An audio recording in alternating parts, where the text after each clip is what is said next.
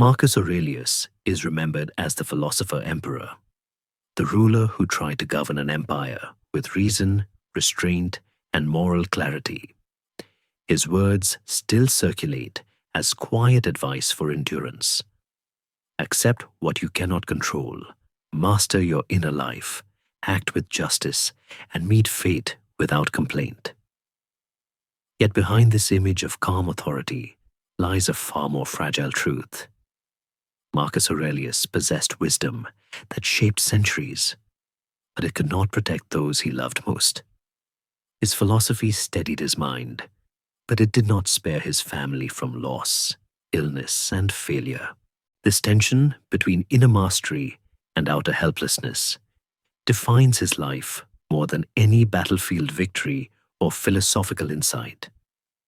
Marcus Aurelius was born into privilege, but not into certainty.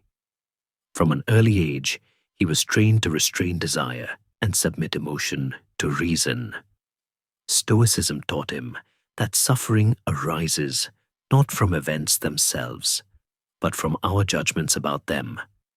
To live well was to align oneself with nature, accept impermanence, and fulfill one's duty without attachment to outcome. These ideas became the foundation of his character long before he became emperor. Yet philosophy is most severely tested, not in theory, but in intimacy. As emperor, Marcus lived through one of the most difficult periods in Roman history. War pressed on the borders, plague spread through cities, and political stability trembled. But none of these challenges struck as deeply as the losses within his own household. Marcus and his wife, Faustina the Younger, had many children. Most of them did not survive. Infant mortality was common in antiquity, but repetition does not dull grief. Each loss confronted Marcus with the same question Stoicism never pretended to fully answer. How does one remain human while accepting the inevitability of loss? In his private writings, Marcus repeatedly reminded himself that children are given on loan by nature. He told himself not to cling, not to imagine permanence where none exists. These reflections were not abstract exercises. They were acts of self-discipline in the face of recurring pain. Stoicism did not erase sorrow. It sought to prevent sorrow from destroying the soul. The greatest test of Marcus Aurelius's wisdom came not through death, but through survival. His son Commodus lived. Marcus spent his life attempting to rule with moderation, humility, and moral seriousness.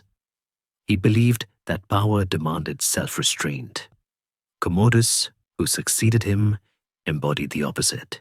He ruled impulsively, embraced spectacle over responsibility, and treated the empire as a stage for personal glorification. Where Marcus sought virtue, Commodus sought admiration. This contrast has haunted Marcus Aurelius's legacy. How could the greatest Stoic emperor produce one of Rome's most infamous rulers? The question has tempted historians into easy answers: indulgent parenting, political compromise, or simple misfortune. But the deeper truth is more unsettling. Wisdom does not transmit automatically. Moral insight cannot be inherited.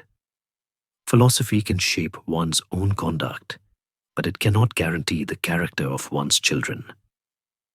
Marcus Aurelius knew this limitation, even if he could not escape its consequences. In his writings, he often warned against expecting others to live according to one's ideals. Each soul, he believed, must confront reason on its own terms. Yet when the other is one's child, detachment becomes almost unbearable. Marcus could accept death as a law of nature. He struggled far more with the realization that virtue could not be enforced through love or example. His devotion to duty also demanded sacrifices from his family. Much of Marcus's reign was spent on campaign, far from Rome. Letters and reports replaced presents. His children grew within the machinery of imperial expectation, rather than the quiet guidance of a reflective father. Marcus did not abandon them out of neglect, but out of obligation. To him, duty to the empire was inseparable from moral responsibility. Yet that same duty distanced him from the private sphere where character is formed. Stoicism taught Marcus to govern himself, not others. This distinction is often overlooked. Stoic ethics focus on internal sovereignty, mastery of judgment, intention, and action. They offer no illusion of control over fate, fortune, or even family. In this sense, Marcus Aurelius was philosophically prepared for failure, but emotionally still vulnerable to it. The tragedy of Marcus's life lies not in hypocrisy, but in honesty. He never claimed that wisdom grants power over the world, only power over the self. When plague swept through the empire, killing citizens and nobles alike, Marcus did not interpret it as punishment or injustice. He saw it as nature unfolding. When his children died, he reminded himself that life is borrowed. When his son failed to embody virtue, he did not rewrite his philosophy to excuse disappointment. He endured. Yet endurance is not triumph. Marcus Aurelius's private writings reveal moments of exhaustion, self-correction, and quiet grief. He did not present Stoicism as a shield against pain, but as a method for surviving it without surrendering one's humanity. His wisdom did not save his family. It saved his conscience. This distinction matters. Many modern readers turn to Marcus Aurelius seeking comfort, resilience, or emotional stability. They find guidance in his words precisely because he did not promise happiness. He promised integrity. He offered a way to remain decent in a world that refuses to cooperate with our hopes. The philosopher-emperor died, knowing that his life's work would not continue as he intended. Commodus would undo much of what Marcus tried to preserve. History would remember the contrast sharply. Yet Marcus did not live to secure his legacy. He lived to fulfill his role as best he understood it. In the end, Marcus Aurelius stands as a reminder that wisdom is not a solution to tragedy, but a response to it. It cannot save children from death or protect families from disappointment. It cannot shape others by force. What it can do is prevent bitterness from replacing responsibility and despair from erasing dignity. His life teaches a difficult lesson, that even the wisest among us must accept limits, not only of power, but of influence. Love does not guarantee success. Virtue does not guarantee continuity. And yet, living without them would guarantee failure of a far deeper kind. Marcus Aurelius could not save his family, but he saved something rarer, the example of a man who faced irreversible loss without surrendering his moral center. And that, perhaps, is the most honest form of wisdom history can offer. Close your eyes now. Let the heavy curtain of the present world fall away, dropping to the floor like a discarded cloak. Imagine the air growing cooler, carrying the scent of damp wool, river mud, and the faint, acrid bite of burning tallow. We are drifting back nearly 2,000 years, to a place where the silence is heavy and the shadows are long. Before you get comfortable, take a moment to like the video and subscribe, but only if you genuinely enjoy what I do here. Let me know your city and local time in the comments so we can see where everyone is listening from. We find ourselves on the northern frontier of the Roman Empire, near the banks of the Danube River. It is late at night inside the military encampment of Carnuntum. The legions are asleep, thousands of men breathing in rhythm with the winter wind that rattles the tent poles. But one light still burns. Inside the praetorium, the commander's tent, a man sits alone at a rough wooden desk. This is Marcus. He is 50 years old, his beard grey and tangled, his eyes weary from years of staring into the chaotic horizon of war.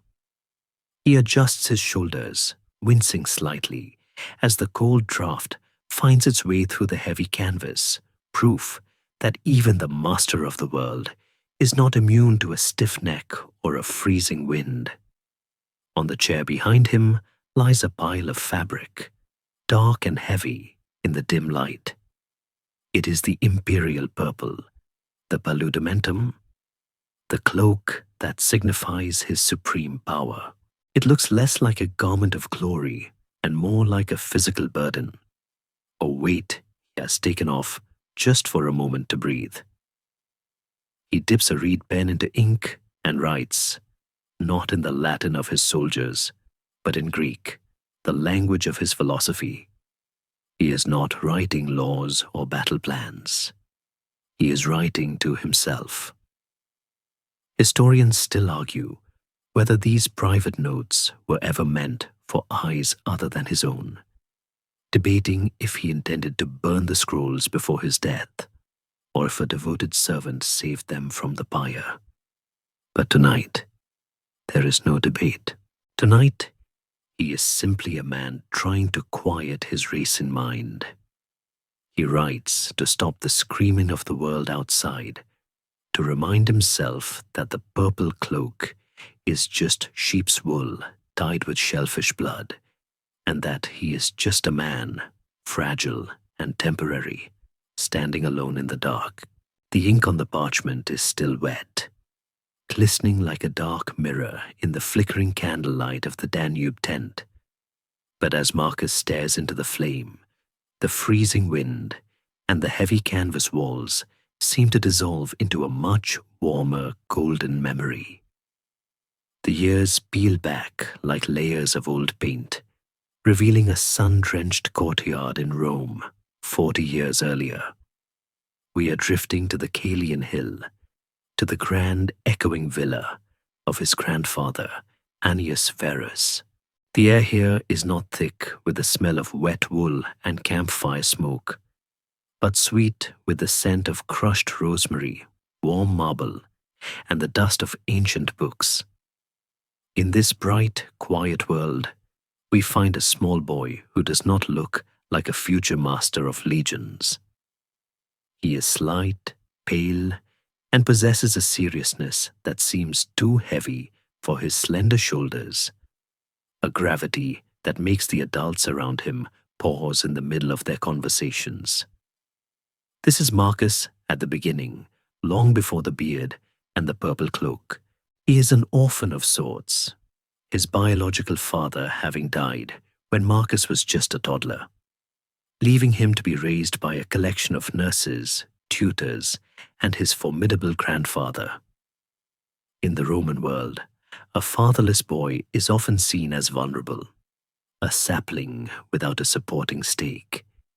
Yet Marcus grows straight and true, seemingly guided by an internal compass that points strictly toward virtue. There is a gentle, almost amusing irony in the accounts of his childhood. While other boys in the senatorial class are dreaming of chariot races, gladiator matches, and the glory of the sword, young Marcus is already playing at being a philosopher. At the age of 12, caught up in the fervor of his studies, he decides to sleep on the bare floor and wear a rough Greek cloak, mimicking the ascetics he admires, until his mother, likely suppressing a smile and a sigh, gently forces him back into a warm bed. It is a small domestic battle, but it reveals the core of the man who will one day write his meditations in the mud. He is seeking discipline before he even understands what he needs to conquer. Into this quiet life steps the most powerful and enigmatic figure of the age, the Emperor Hadrian. Hadrian is a restless, brilliant, and often terrifying man, a ruler who travels incessantly, rebuilds the empire in stone, and possesses a mind as sharp as a jagged piece of glass. He has no son of his own, and his eyes are always scanning the nobility, looking for a spark, a sign of worthiness. When he visits the house of Annius Verus, he does not find a sycophant or a terrified child. He finds Marcus. The interactions between the aging, complex emperor and the solemn boy are the stuff of history woven into legend. Hadrian, who has spent his life surrounded by courtiers who flatter him and politicians who lie to him, is struck by the boy's absolute unshakable candor. He gives Marcus a nickname, a playful pun on his family name Verus, which means true.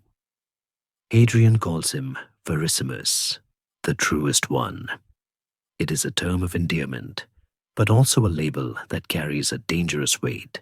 In a city built on rumors, alliances, and polite deceptions, to be the truest is to stand apart. One can imagine the scene. The emperor reclining on a couch, his face lined with the stress of ruling the world, watching the boy answer a question with simple, unadorned honesty, and thinking that perhaps Rome has found its antidote to corruption in the form of a child. This relationship leads to one of the most vividly sensory chapters of Marcus's youth, his induction into the Salian priesthood. The Salians are an ancient order dedicated to Mars, the god of war, and their rituals are archaic, strange, and physically demanding.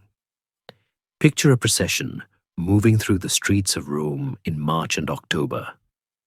The priests, dressed in embroidered tunics with bronze breastplates and conical apex hats, carry the ancilia, the sacred shields that were said to have fallen from the sky. They dance through the city, beating their swords against the shields in a specific three-step rhythm. For most young aristocrats, this role would be a prestigious formality, a chance to be seen and admired by the crowds. But for Marcus, it is a sacred duty. We are told that he took the role with immense seriousness. He memorizes the ancient liturgy, words so old that by the 2nd century, even most Romans scarcely understand what they mean. And he performs the dance with precision. There is something profoundly touching about the image of the future philosopher king, still a boy, clutching a heavy bronze shield and dancing earnestly through the streets, believing that the safety of the state depends on his steps being perfect. It is a glimpse of the burden he would carry for the rest of his life, the belief that if he just does his duty perfectly, the chaos of the world can be held at bay. Historians still argue whether Hadrian's interest in Marcus was a long-term strategic plan from the very beginning, or if it was merely the affection of a lonely old man for a bright child, with the political implications evolving later. Some suggest that Hadrian saw the good emperors not as a dynastic necessity, but as a philosophical project, an attempt to prove that the best man, not the best bloodline, should rule. Whatever the intent, the result was a golden cage. Marcus was being watched. Every book he read, every tutor he listened to, every word he spoke was observed by the man who held the power of life and death over the known world. As the sunlight of those early days begins to fade in our mind's eye, we see the shadows stretching across the marble floors of the villa. The boy is growing up. He is learning rhetoric, the art of speaking well, and law, the art of judging well. He is surrounded by the best minds of the empire, men like Fronto, the great orator who would become his lifelong friend and correspondent. Their letters, preserved by time, reveal a genuine warmth. Fronto fussing over Marcus's health, Marcus asking for reading recommendations, a softness that belies the hard grandeur of their station. Yet beneath the warmth of the library and the rhythm of the Salian dance, a destiny is locking into place. Hadrian's health is failing. The emperor becomes prone to dark moods and violent outbursts. The court holds its breath, and then the decree comes. Hadrian adopts a successor, a respected senator named Antoninus, but with a crucial binding condition. Antoninus must, in turn, adopt the young Marcus. It is a stunning maneuver. Hadrian is playing chess with time, securing not just the next reign, but the one after that. He is planting a tree he will never see bear fruit. Marcus is 18 years old when the news breaks. Most young men would be ecstatic to be handed the keys to the world. Marcus is appalled. When he learns that he has been chosen to eventually rule, he does not celebrate. He is said to have been visibly distraught, terrified by the loss of his freedom and the end of his quiet, philosophical life. He knows, with a wisdom beyond his years, that the purple cloak is a shroud for the soul. He sees the evil that lurks in imperial power, the corruption that eats at men who have no one to tell them no. And so, we leave the boy who did not lie, standing on the precipice of manhood, looking into a future he did not choose. The sun sets on the Caelian hill, casting the young prince in a silhouette of gold and grey as he resigns himself to the path laid out before him. He accepts the burden, not with ambition, but with obedience. The truest one has been captured by the state, and the long, quiet apprenticeship of the crown prince is about to begin. The screaming of the world has stopped, replaced by a silence so profound it feels almost heavy, like a woolen blanket pulled up to the chin of the empire.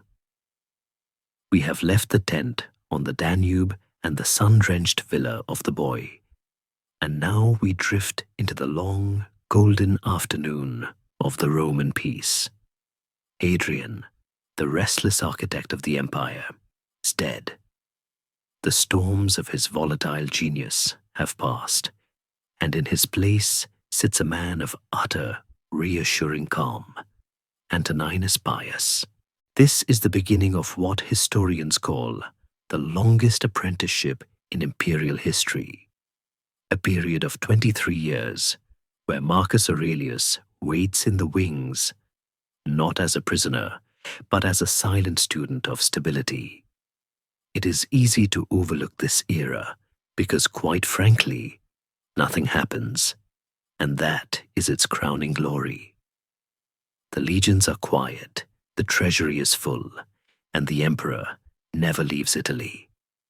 Antoninus is the kind of man who counts the amphorae of wine in the cellar and prefers the quiet of his country estate to the roar of the Colosseum. For Marcus, now a young man in his 20s, life moves from the theoretical debates of the classroom to the practical machinery of the palace. Yet the transition is gentle. He moves into the house of Tiberius on the Palatine Hill, a sprawling complex of marble and cedar that smells of beeswax polish and cool fountains. Here, the truest boy becomes the shadow of the emperor. He learns that ruling the world is not mostly about battles or speeches. It is about reading endless reports on grain supplies, settling disputes between squabbling city councils, and answering letters from provincial governors complaining about aqueduct repairs.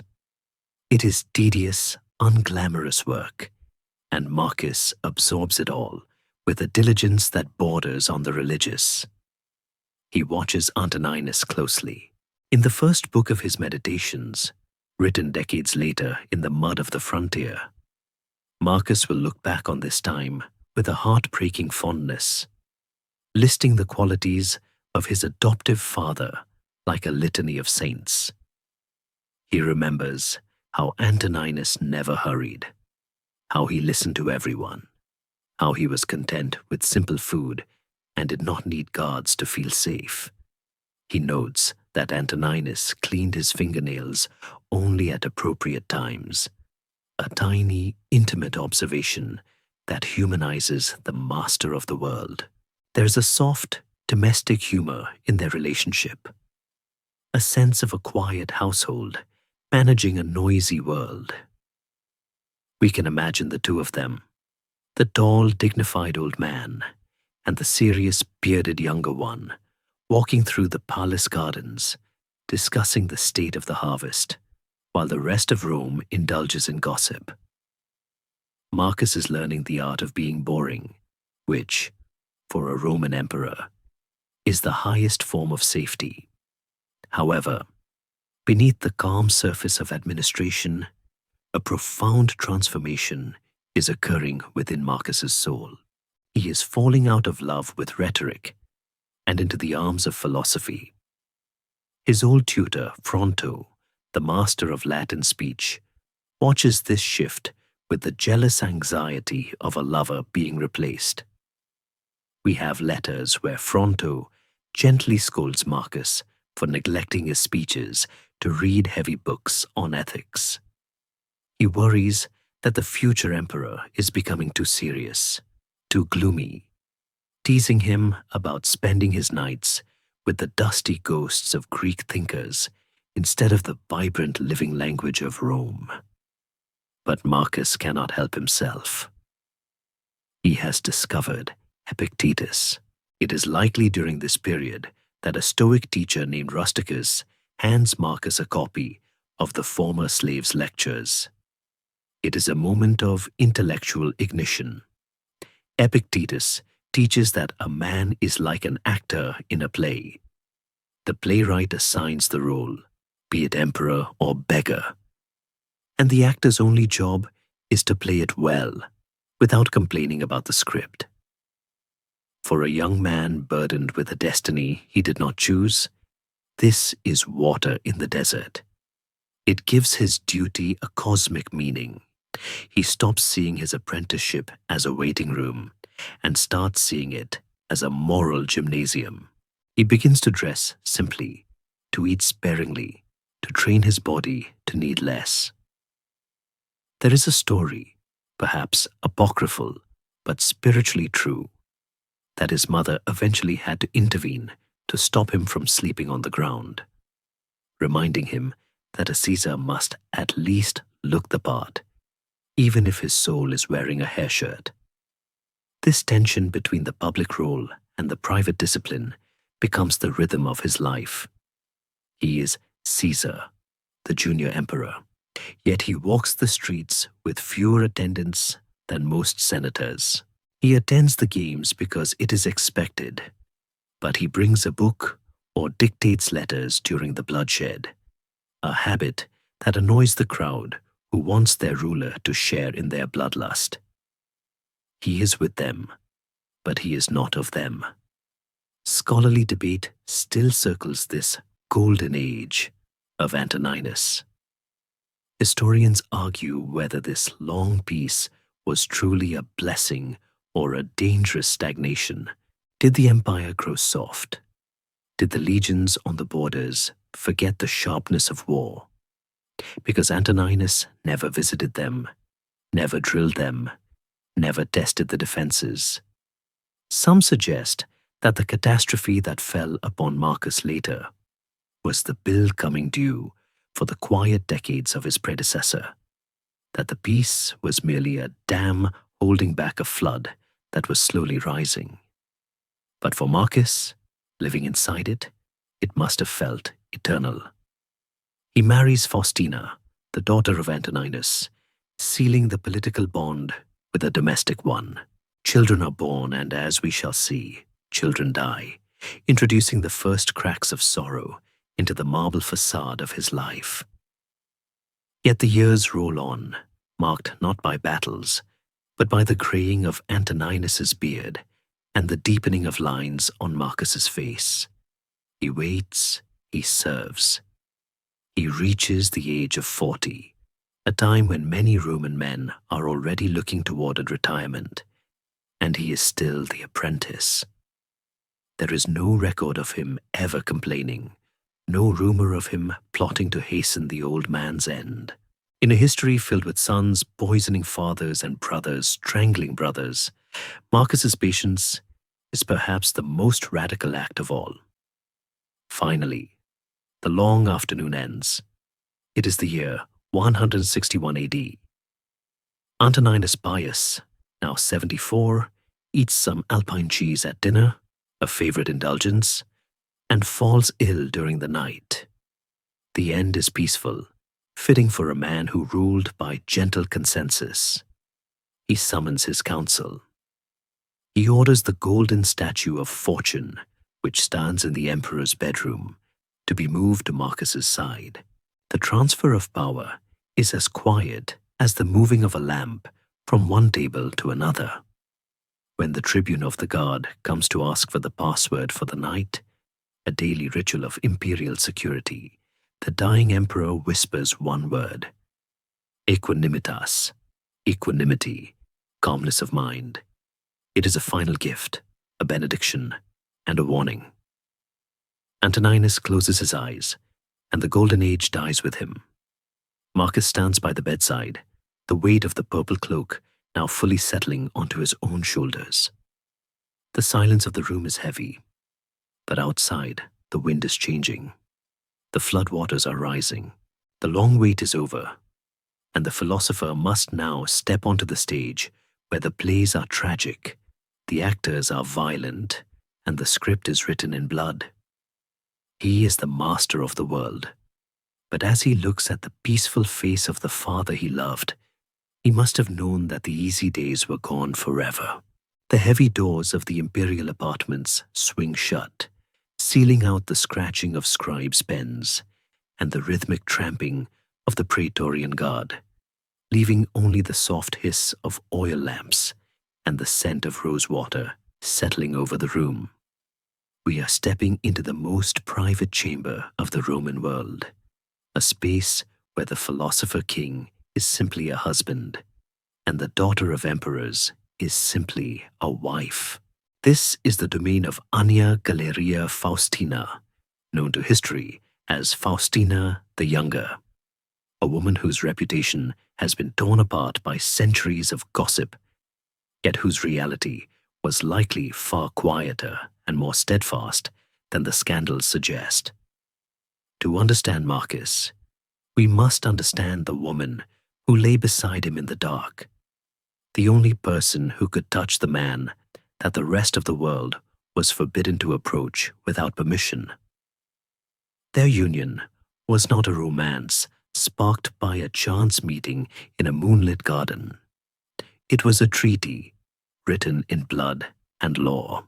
In the Roman aristocracy, marriage is the mortar that holds the political structure together, and theirs was the keystone. Marcus had been betrothed to another, and Faustina to another.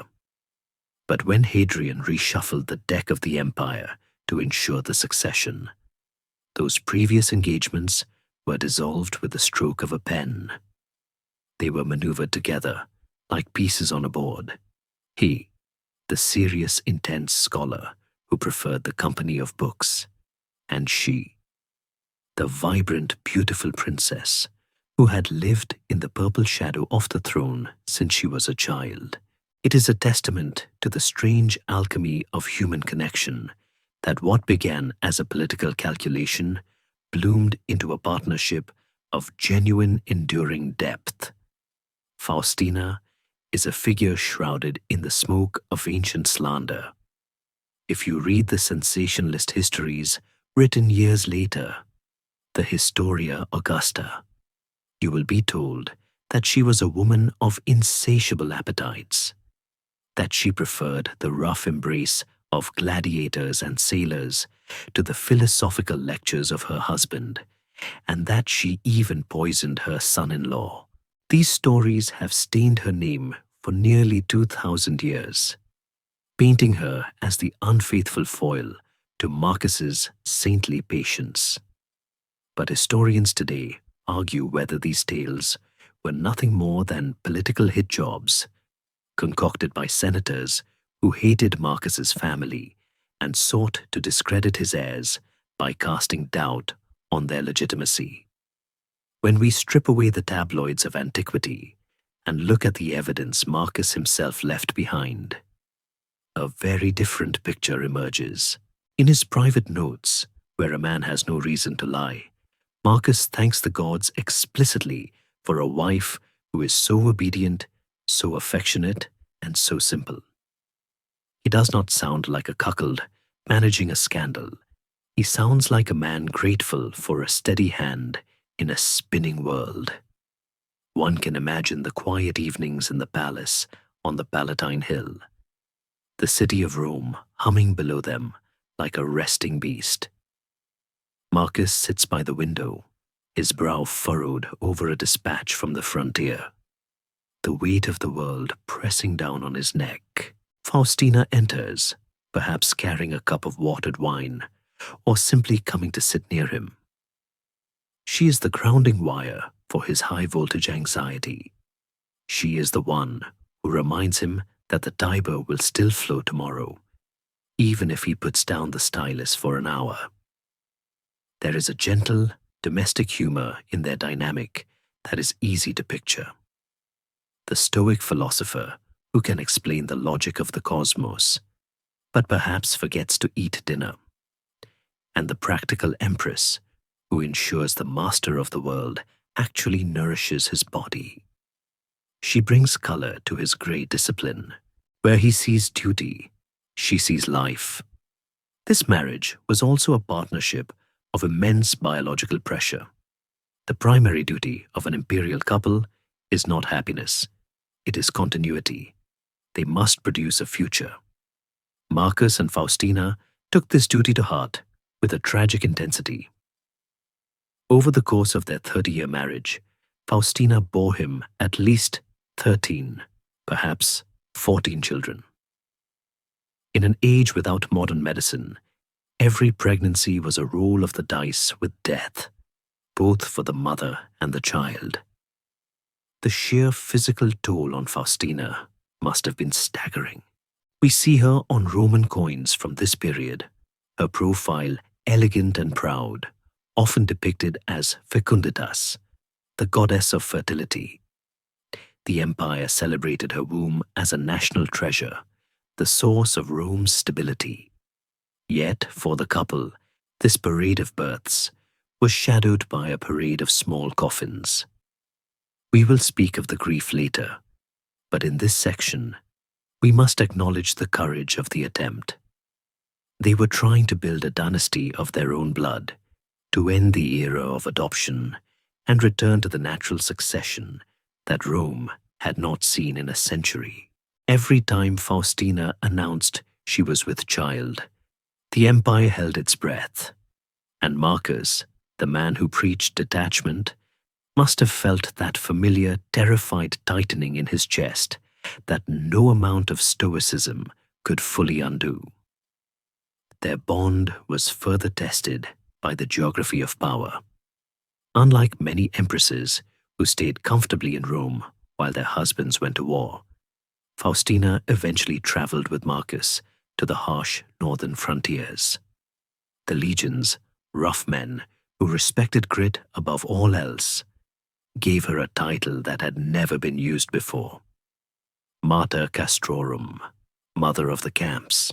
Picture her not in the silken pearls of the palace, but in a heavy wool cloak, walking through the muddy avenues of a military fort near the Danube, the sky gray and threatening snow. She is there because Marcus is there. It suggests a dependency that goes both ways. He needs her presence to endure the isolation of command. She needs to be near him to protect the interests of their children. It creates a portrait of a marriage that is essentially a bunker, two people huddled together against the storm of history. There is a profound intimacy in shared hardship that easy luxury can never replicate. When the winds howled down from the Germanic forests and the firewood ran low, the philosopher and the empress were just two aging people trying to keep warm, bound by a shared past and a fragile hope for the future. There is also a fascinating tension in their respective statuses that often goes unremarked. By blood, Faustina was the superior. She was the daughter of Antoninus Pius. She was born in the purple. Marcus was merely adopted into the line. In a sense, he derived his legitimacy from her, not the other way around. Did this create friction? Did she ever remind him, in the heat of an argument, that the throne he sat on was built by her father? Or did her royal confidence allow him to feel secure? The sources are silent on their arguments, leaving us to fill the silence with the universal language of marriage, the meaningful glances across a crowded banquet hall, the touch of a hand on a forearm to signal enough, the shared exhaustion at the end of a long day of ceremonies. We drift away from them now, leaving them in the flickering light of the imperial bedroom. The scroll has fallen from Marcus's hand. He is asleep, his breathing rhythmic and deep. Faustina is awake, watching him. She knows the rumors whispered in the markets about her. She knows the immense, crushing expectations placed upon her belly. But in this quiet moment, she is simply the guardian of his rest. She pulls the coverlet higher over his shoulder, a small, unrecorded act of kindness that will never make it into the history books, but which forms the true fabric of a life shared. The wisdom of the empire sleeps, protected by the mother of the camps, and for a few hours, the world is held at bay by the simple, fragile fortress of their four walls. The heavy oak door of the imperial bedchamber clicks shut, but we do not stop there. We drift further down the wide marble corridors of the Palatine Palace, moving away from the centers of power and toward the domestic heart of the household. The air here changes. It smells less of frankincense and official decrees, and more of warm milk, soft linen, and the faint, sweet scent of honey used to soothe teething gums. We are entering the nursery, the nutritium, a space that should be filled with the chaotic, joyous noise of a large family. Marcus and Faustina were exceptionally fertile, bringing life into the world with a frequency that stunned their contemporaries. Over the course of their marriage, historical records suggest at least 13, possibly 14 children were born to the couple. In a modern context, this would be a bustling, overwhelming household, a place of constant laughter and scattered toys. But as we step into the room, the silence is what strikes us first. It is a thick, woolen silence, punctuated only by the low murmur of a nursemaid in the corner, or the rustle of a cradle rocking on the stone floor. This room is not just a nursery. It is a battleground where the emperor fought his hardest wars and where he most frequently lost. Of those 14 children, only 5 or 6 would outlive their father. The rest, sons named Titus, Sextus, and others whose names barely had time to be written down, slipped away, taken by the indiscriminate cruelty of ancient biology. We must pause here to confront the reality of the Roman world, a reality that the white marble statues in our museums often hide from us. We tend to imagine the Romans as masters of their environment, engineers who tamed rivers and built roads that lasted millennia. But in the face of microscopic enemies, bacteria, viruses, fevers, the master of the world was as helpless as the poorest slave in the Subura.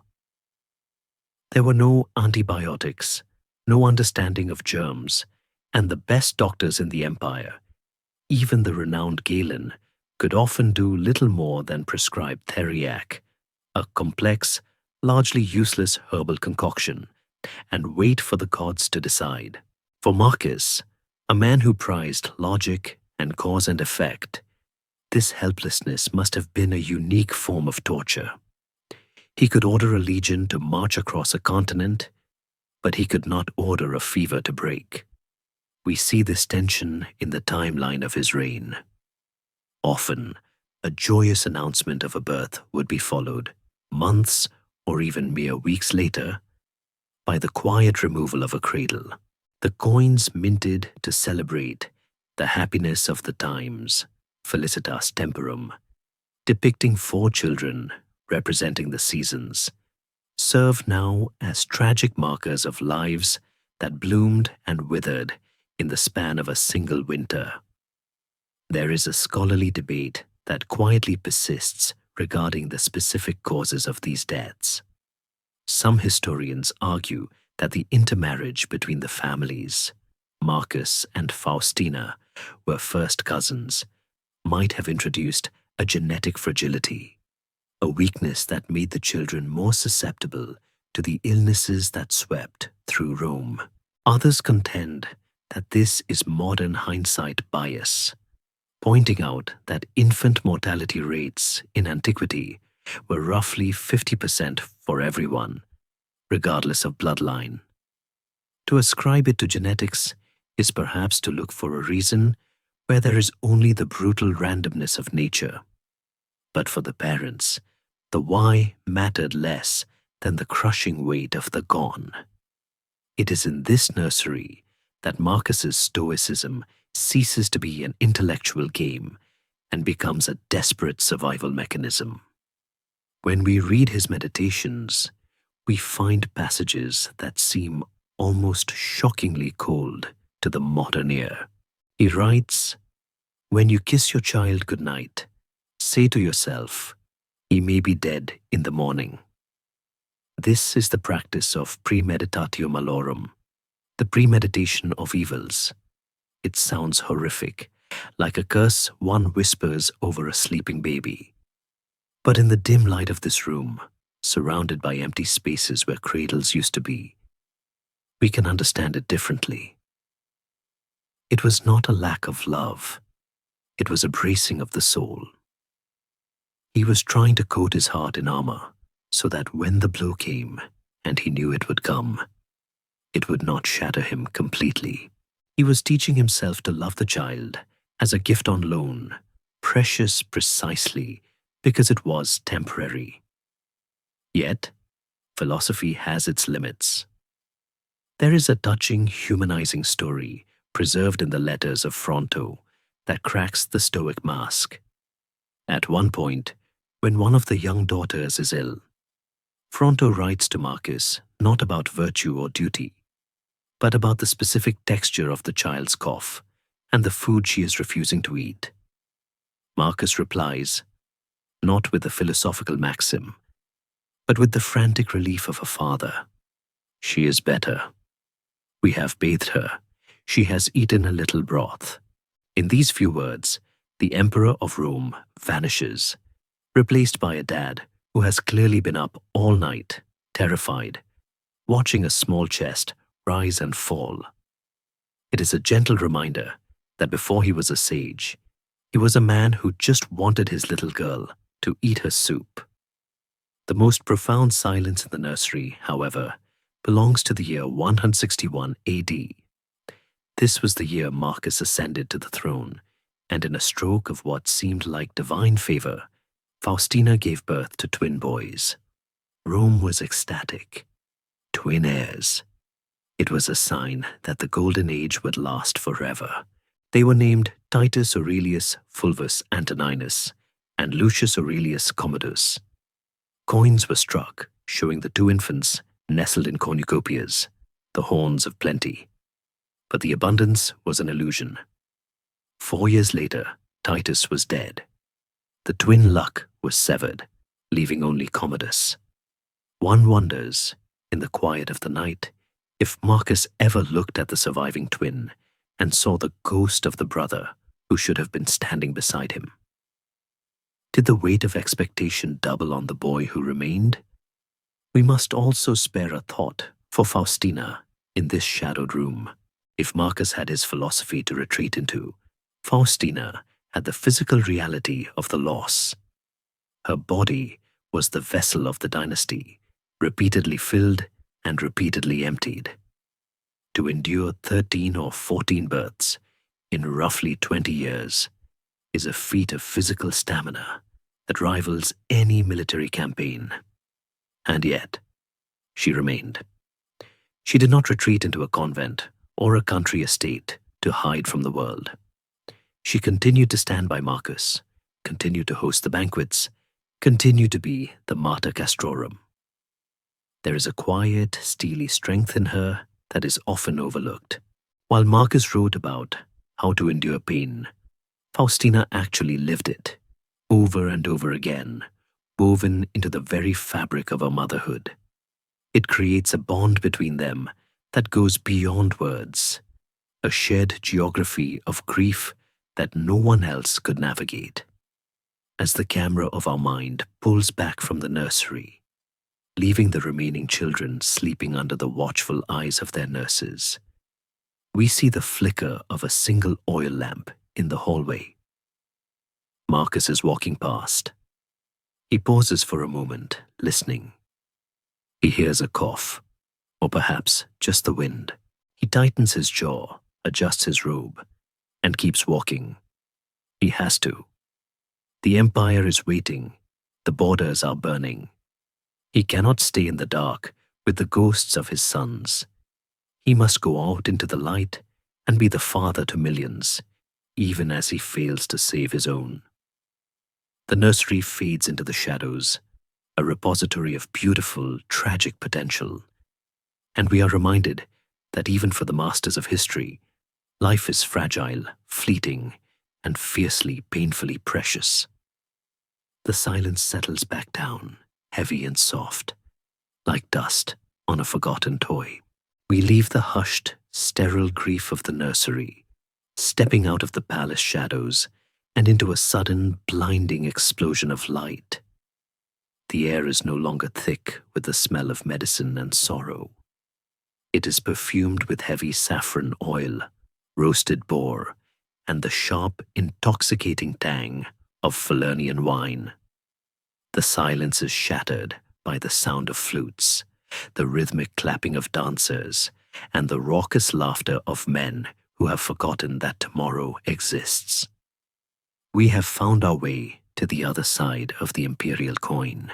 If Marcus is the dawn, cool, clear, and relentlessly dutiful, then the man at the center of this banquet is the night, warm, chaotic, and gloriously alive. This is Lucius Verus, the co-emperor of Rome, the brother by law and by fate, and the living embodiment of everything Marcus has trained himself to deny. To understand the burden Marcus carried, we must look at the man who offered to help carry it, only to frequently drop his end in favor of a goblet. History often dismisses Lucius Verus as the lesser emperor, a footnote of frivolity in the grand text of Marcus's reign. But this dismissal misses the fascinating, crucial texture of their relationship. When Antoninus Pius died, the Senate prepared to hand the empire solely to Marcus. It was the expected move. Marcus was the senior partner, the serious one, the prepared one. But Marcus did something that stunned the Roman political establishment. He refused to accept power unless Lucius, his adoptive brother, was raised to equal status. For the first time in its history, Rome had two emperors ruling simultaneously, Augustus and Augustus. Historians still argue about the motivation behind this unprecedented act. Was it pure, blinding moral rectitude, a determination to follow Hadrian's original adoption instructions to the letter? Or was it a stroke of strategic genius? Marcus, looking at the gathering storm clouds on the frontiers, perhaps realized that one man could not be in two places at once. By creating a co-emperor, he created a deputy who could lead armies without posing a threat of usurpation. Or perhaps it was simply that Marcus, the man who felt the weight of the world so acutely, just didn't want to be alone in the dark. Whatever the reason, the result is a study in contrasts that feels almost literary. Lucius is everything Marcus is not. He is taller, strikingly handsome, with a mane of blonde hair that he reportedly sprinkles with gold dust to make it shine brighter in the sun. He is a man of appetites. While Marcus is reading Stoic logic by a flickering lamp, Lucius is in the taverns of Rome, sometimes wearing a disguise, gambling on dice games, and getting into fistfights with the locals for the sheer thrill of it. He loves the chariot races with a fanaticism that borders on obsession, favoring the green faction so intensely that his horse's manger is said to be filled with grapes and nuts instead of hay. He is the prince of the party, the emperor of the easy life, and yet, miraculously, there is no civil war. In a history book written in blood, the brotherhood of Marcus and Lucius is written in ink. Lucius, for all his excesses, never rebels. He seems to genuinely adore his older, smarter, more serious brother. He defers to Marcus in all matters of state, treating him like a wise father rather than a rival. And Marcus treats Lucius with a patience that is nothing short of saintly. He does not lecture him publicly. He does not exile him. He covers for him. It is the dynamic of the responsible older sibling, making sure the wild younger one gets home safely after a night out. The test of this strange partnership comes quickly. The East explodes. The Parthian Empire, Rome's eternal rival in the desert, invades Armenia and Syria, destroying a Roman legion. It is a crisis that demands an imperial presence. Marcus, who has no military experience and whose constitution is frail, decides that Lucius should go. It makes sense on paper. Lucius is younger, stronger, and more vigorous. But the journey to the front reveals the man. While the legions are marching double time to save the province, Lucius takes a leisurely tour through Greece and the coast of Asia Minor. He stops to hunt, to visit spas, to enjoy the seaside air. He turns a military deployment into a grand tour. When he finally establishes his headquarters in Antioch, the opulent capital of the East, he falls in love, not with strategy, but with the city's legendary nightlife. Antioch is a city of silk, spices, and sophistication, and Lucius fits right in. He spends his days inspecting the troops, where he is undeniably charismatic and popular with the soldiers, and his nights in the arms of the famous beauty Panthea. Meanwhile, back in Rome, Marcus is doing the work of two men. He is managing the logistics of the war, organizing the grain supplies, and smoothing over the Senate's grumbling about Lucius's expenses. We can imagine Marcus reading the reports from Antioch, descriptions of lavish parties and theatrical performances, while he sits in a drafty room in Rome eating simple bread and cheese. Does he feel resentment? Does he wish, just for a moment, that he could sprinkle gold dust in his hair and forget the budget deficits? The Stoic answer is no. Marcus would tell himself that Lucius is acting according to his nature, and that envy is a judgment, not a fact. But the human answer must be more complex. Lucius represents the life Marcus surrendered. Lucius is the what if. What if I didn't have to be good? What if I just enjoyed the purple cloak instead of fearing it? Lucius is the shadow self, living out the desires that Marcus has locked away in the iron box of his discipline. Despite the delays and the partying, the war is won.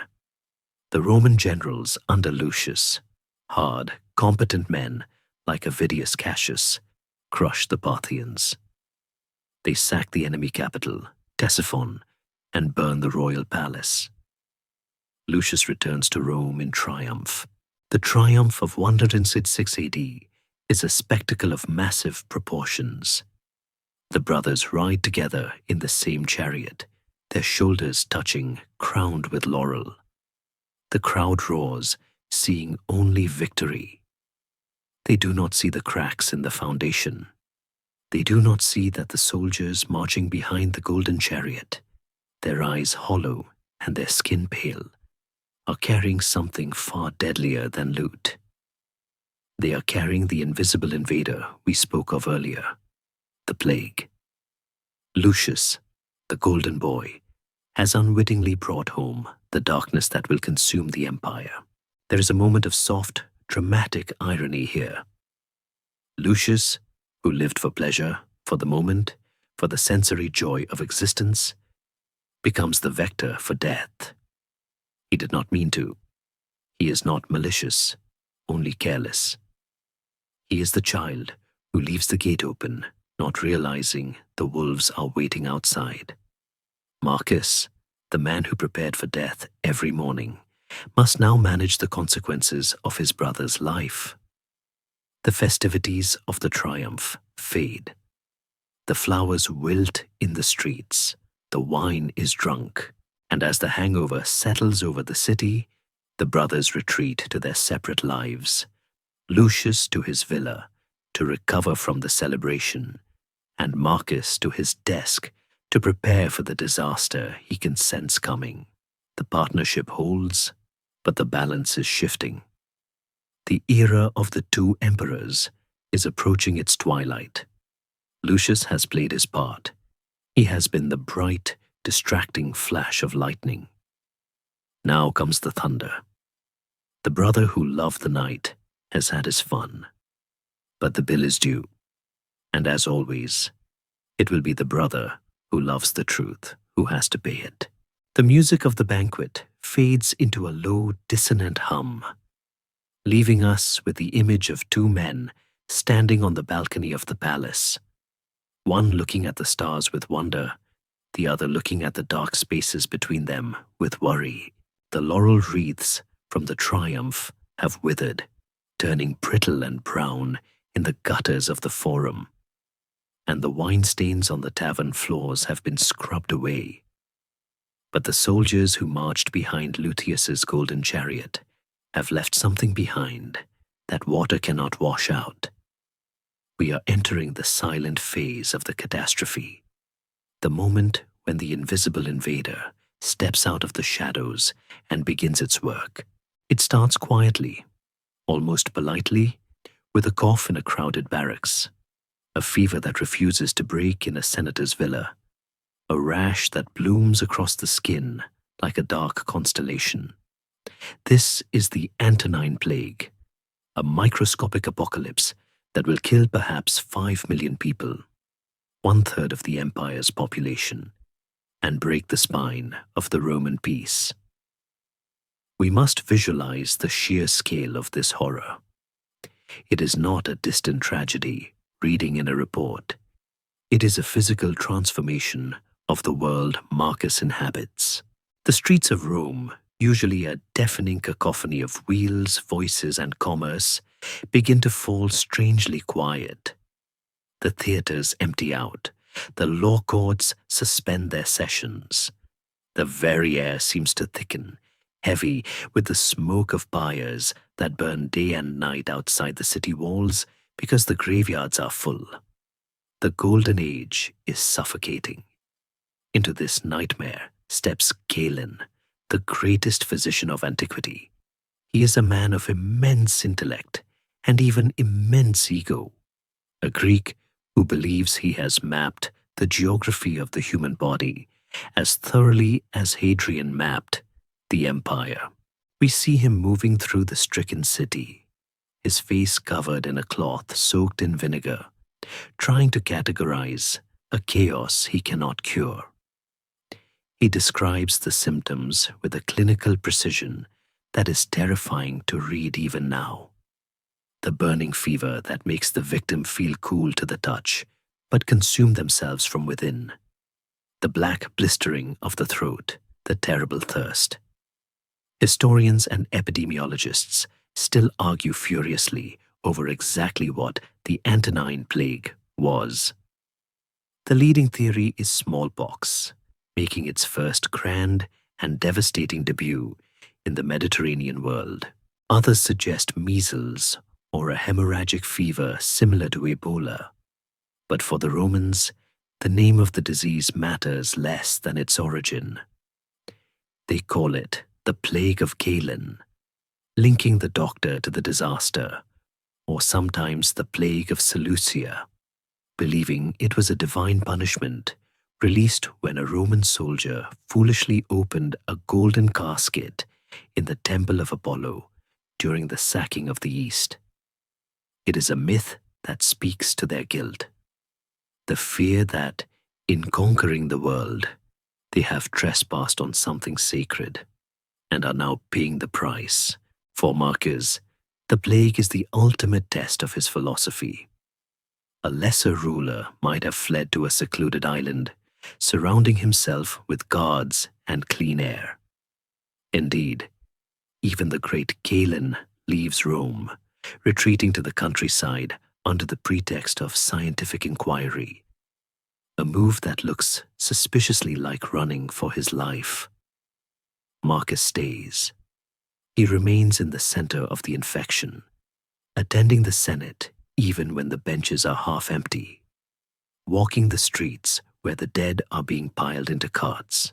This is not bravery in the traditional sword-swinging sense. It is the bravery of presence.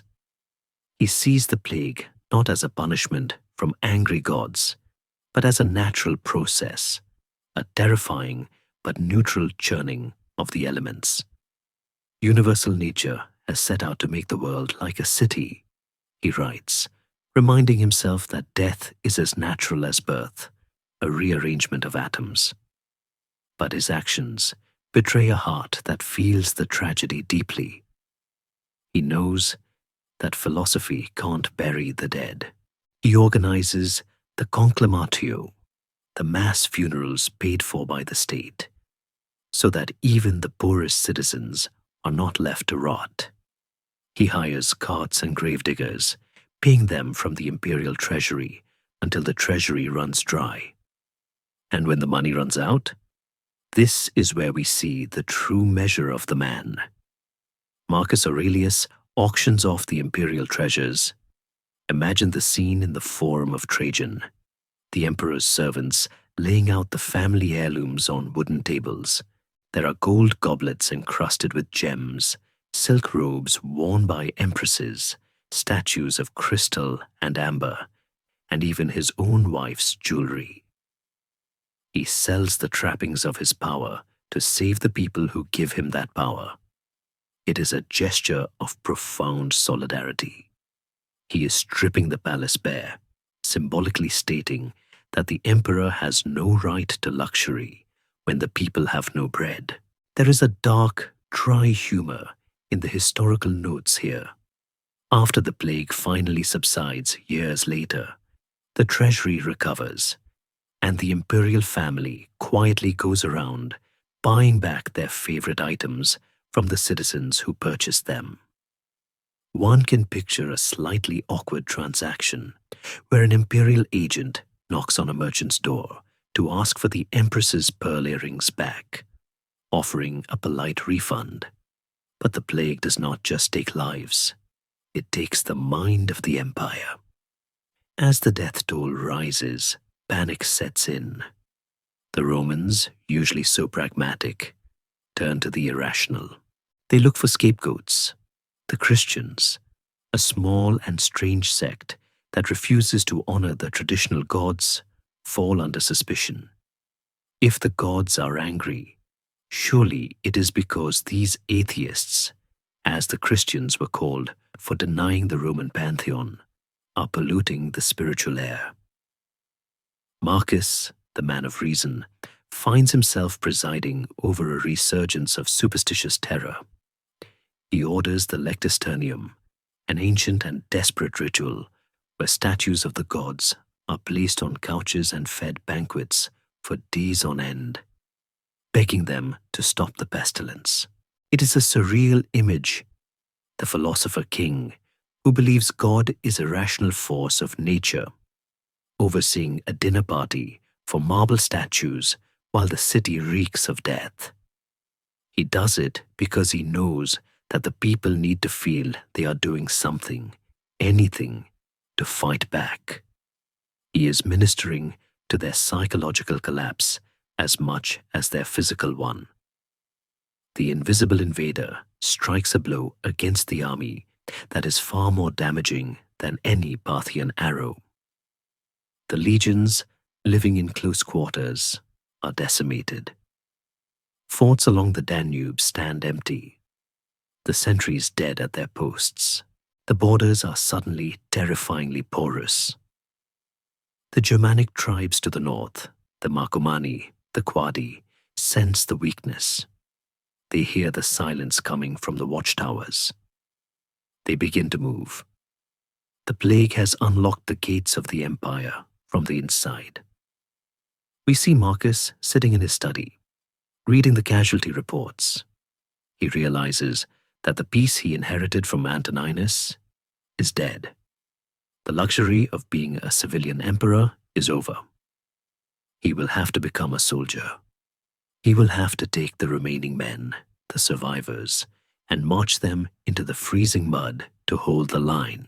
As the section closes, we drift through the darkened palace again. The nursery, already a place of sorrow, is now a fortress under siege. The plague respects no doors. It creeps under the jambs. We learn that it claims another of Marcus's sons, a boy named Onius Verus, the Caesar, the heir designate. He was just 7 years old. He dies after a routine surgery to remove a tumor under his ear, likely weakened by the sickness in the air. Marcus mourns him for only 5 days. He tells the court that public business must not be neglected. He returns to work. It is a display of discipline that borders on the inhuman. Yet what choice does he have? If he collapses, the empire collapses. He swallows the scream that must be rising in his throat and picks up his pen. The invisible invader has taken the past, present, and future of Rome, leaving only a weary man and his duty. The sun sets over a city that feels like a vast tomb, and the only sound left is the scratching of the stylus and the distant, ominous rumble of thunder from the north.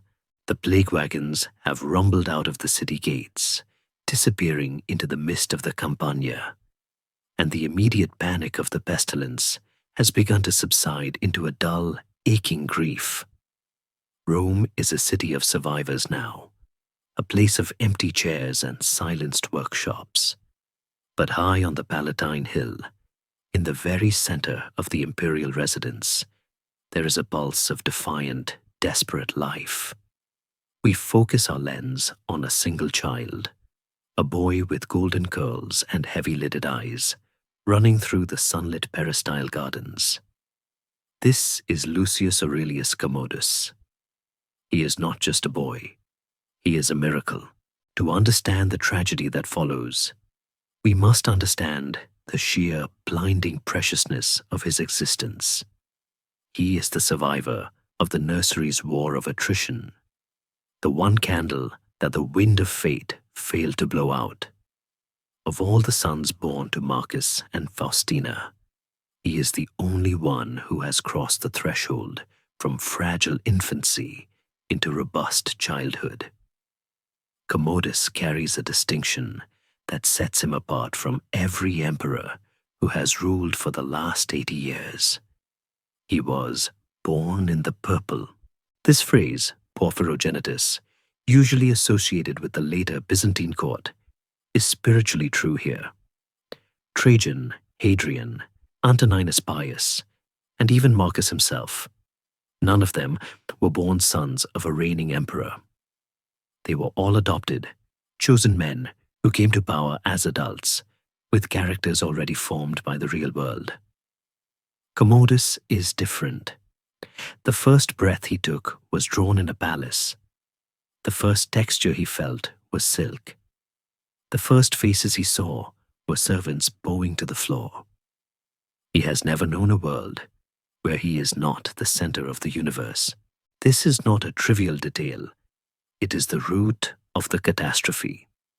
Marcus Aurelius, in his immense wisdom, understands the danger of luxury. He writes in his notes about the need to dyeing the purple of the soul to avoid becoming Caesarified, stained by the arrogance of power. Yet, he is raising a son who is Caesarified by definition. We see the parents hovering over him with a love that borders on panic. Every cough the boy gives is a national emergency. Galen, the great physician who fled the plague, is summoned back specifically to watch over the heir. There is a famous anecdote where the young Commodus falls ill with a fever and a swelling of the throat. The tension in the palace is suffocating. Marcus, the man who commands legions, stands helpless by the bedside, watching Galen mix the medicines. Galen applies a poultice of specialized herbs, and when the swelling goes down, he is hailed not just as a doctor, but as a savior of the state. One can imagine the relief washing over Marcus, the immense, dizzying gratitude that he has not lost this one too. But this relief comes with a cost. It reinforces the bubble around the boy. Commodus learns early on that his health, his whims, and his comfort are the axis upon which the Roman world turns. Scholarly debate has long raged over the nature versus nurture question regarding Commodus. Was he born with a darkness in his soul, a bad seed that no amount of education could fix? Or was he simply a normal child ruined by an abnormal upbringing? Historians argue that being the sole survivor of a decimated family likely subjected him to a suffocating degree of indulgence. Faustina, having buried so many babies, likely could not bring herself to deny this surviving son anything. If he wanted the sweet cake, he got the sweet cake. If he wanted to skip his lessons to watch the soldiers drill, he watched the soldiers.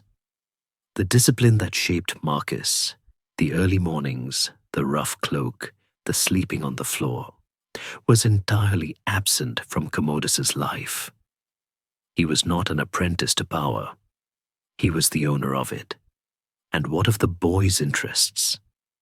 Even at a young age, the divergence from his father is painfully clear.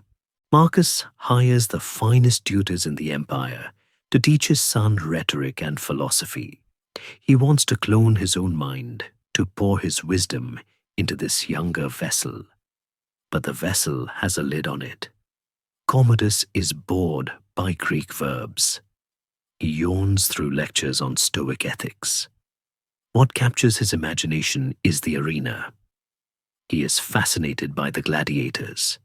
He loves the physicality of it, the clash of steel, the roar of the crowd, the binary simplicity of life and death.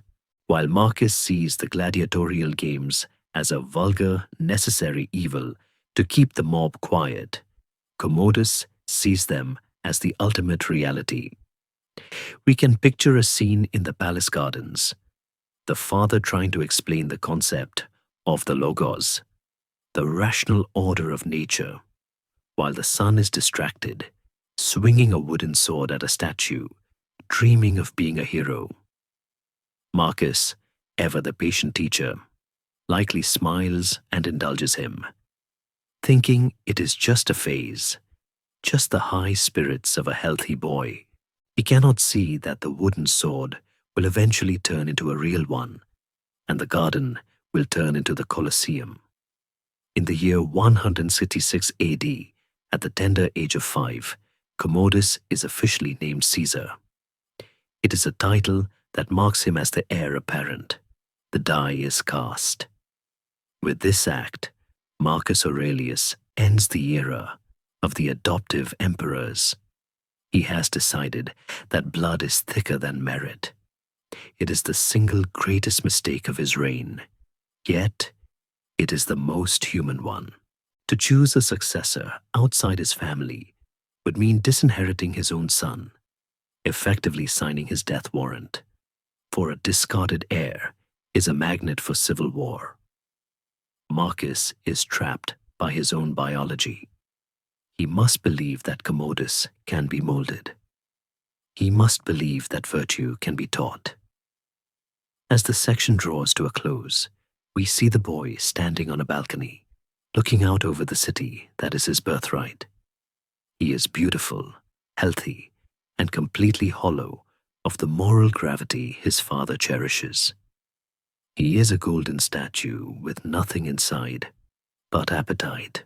Behind him, in the shadows of the room, Marcus watches him with a mixture of pride and a gnawing, unspoken anxiety. The philosopher knows that everything in nature decays, that empires fall, and that wisdom is fleeting. But as he looks at his son, he allows himself the dangerous luxury of hope. He tells himself that there is still time, that the boy will grow, that the purple will not stain him too deeply. He is wrong. The sun is setting on the golden age of reason, and the age of the gladiator is dawning in the nursery. The silence returns, but it is no longer peaceful. It is the held breath before a scream. The golden light of the Roman afternoon fades behind us, swallowed by a horizon that grows steadily darker, grayer, and more jagged. We are leaving the warmth of the Mediterranean, the scent of citrus and hot stone, and traveling north. We follow the Via Flaminia, the great arterial road that pulses with the movement of legions, up through the spine of the Apennines, across the Alps, and down into the wild, freezing borderlands of the Danube. The air here tastes different. It is sharp, metallic, and smells of pine resin, wood smoke, and the damp rot of ancient leaves. This is the northern frontier, the ragged edge of the world, where the order of Rome meets the chaos of the vast Germanic forests. It is here, in the mud and the mist, that the philosopher must become a soldier. For Marcus, this transition is a profound physical and spiritual shock. He is a man of books, a man who spent his youth in the libraries of the Caelian Hill, protecting his chest from the drafts with extra shawls. He is 50 years old, plagued by chronic stomach pain and insomnia, his body frail and unsuited for the rigors of camp life. Yet, here he is. We see him standing on the banks of the Danube, the wind whipping his grey beard, looking across the dark, swirling water at the trees on the other side. Those trees hide the Marcomanni and the Quadi, tribes who have done the unthinkable. They have crossed the Alps and laid siege to Aquileia, bringing the terror of invasion onto Italian soil for the first time in centuries. The Pax Romana is broken. The safety of the empire is no longer a given. It is a daily argument made with iron. Marcus trades his toga for the sagum, the heavy red military cloak of a commander. He puts on the cuirass, the molded leather and bronze breastplate that feels impossibly heavy on his narrow shoulders. There is a quiet, tragic absurdity in this image. The most peaceful man in the world, dressed for slaughter. He writes in his notes, The art of life is more like wrestling than dancing. It is a line born from this specific reality. He is not dancing through the intricate steps of court ritual anymore. He is standing with his feet planted in the slush, bracing for impact. He hates it. Every fiber of his being recoils from the violence, the noise, and the misery of war. But he does it because he is the emperor, and the emperor is the shield of the state. If he breaks, everything breaks. The campaign is not a series of glorious set-piece battles like those in the history books of Julius Caesar. It is a grinding, miserable slog. It is a war of ambushes in thick forests, of skirmishes in freezing marshes, of hunting down raiding parties that vanish into the fog. The enemy is not a disciplined army, but a desperate migration of peoples, warriors, women, children, pushed south by other migrations far behind them. Marcus understands this. He sees the humanity in the enemy, even as he orders their destruction. He negotiates when he can, fighting only when he must. He earns the title Germanicus, the conqueror of the Germans, but it brings him no joy. It is merely a stamp of endurance. Amidst the grime and the grey days, there occurs a moment of such cinematic strangeness that it hovers on the border between history and myth. It is known as the miracle of the rain. The year is roughly 172 AD. A detachment of the 12th Legion, the Legio Trois Fulminata, is trapped in a narrow valley, surrounded by the Quadi. The Romans are exhausted, wounded, and most critically, dying of thirst. The heat is stifling, the sun beating down on their armor like a hammer. The enemy holds the high ground, waiting for the Romans to collapse from dehydration before finishing them off. The situation is hopeless. Marcus is present, watching his men suffer, their tongues swollen, their shields too heavy to lift. Then the sky changes. Clouds gather with a supernatural speed, turning the day into twilight. A storm breaks, not a gentle shower, but a deluge of torrential rain and violent hail. The Romans tilt their heads back, catching the water in their helmets, in their mouths, drinking the sky. At the same time, lightning strikes the enemy positions, scattering their horses and sowing panic. The Romans, revitalized by the water, counterattack and break the encirclement. It is a victory snatched from the jaws of catastrophe. Historians and theologians still argue fiercely over who owns this miracle. The Christians in the Legion later claimed it was their prayers to their God that summoned the storm. The pagan historians claimed it was Marcus himself, who raised his hand to the heavens and prayed to Mercury or Jupiter, or perhaps an Egyptian sorcerer in his retinue who cast a spell. On the column of Marcus Aurelius in Rome, carved years later, the scene is depicted with a giant winged rain god spreading his arms over the soldiers, water pouring from his beard and wings. But in the moment, on that muddy field, it likely didn't matter which god sent the rain. All that mattered was the cool, sweet taste of survival. It is a rare flash of divine intervention in a life that was mostly defined by human grit. Marcus likely saw it as providence, the rational universe correcting itself, but he didn't waste time debating it. He drank, he regrouped, and he marched on. The war drags on for years. Carnuntum, the great fortress on the Danube, becomes his home. It is a bleak place, a grid of barracks and storehouses surrounded by defensive ditches. The wind howls constantly. We can imagine Marcus sitting in his headquarters late at night. The fire is dying down. His generals, rough, scar-faced men like Pertinax and Pompeianus, have finally left. The map of the frontier is spread out on the table, weighed down by a dagger and a stone. Marcus is alone. This is when he pulls out his wax tablets. He does not write about the glory of Rome. He writes about how to keep his temper when a general is incompetent.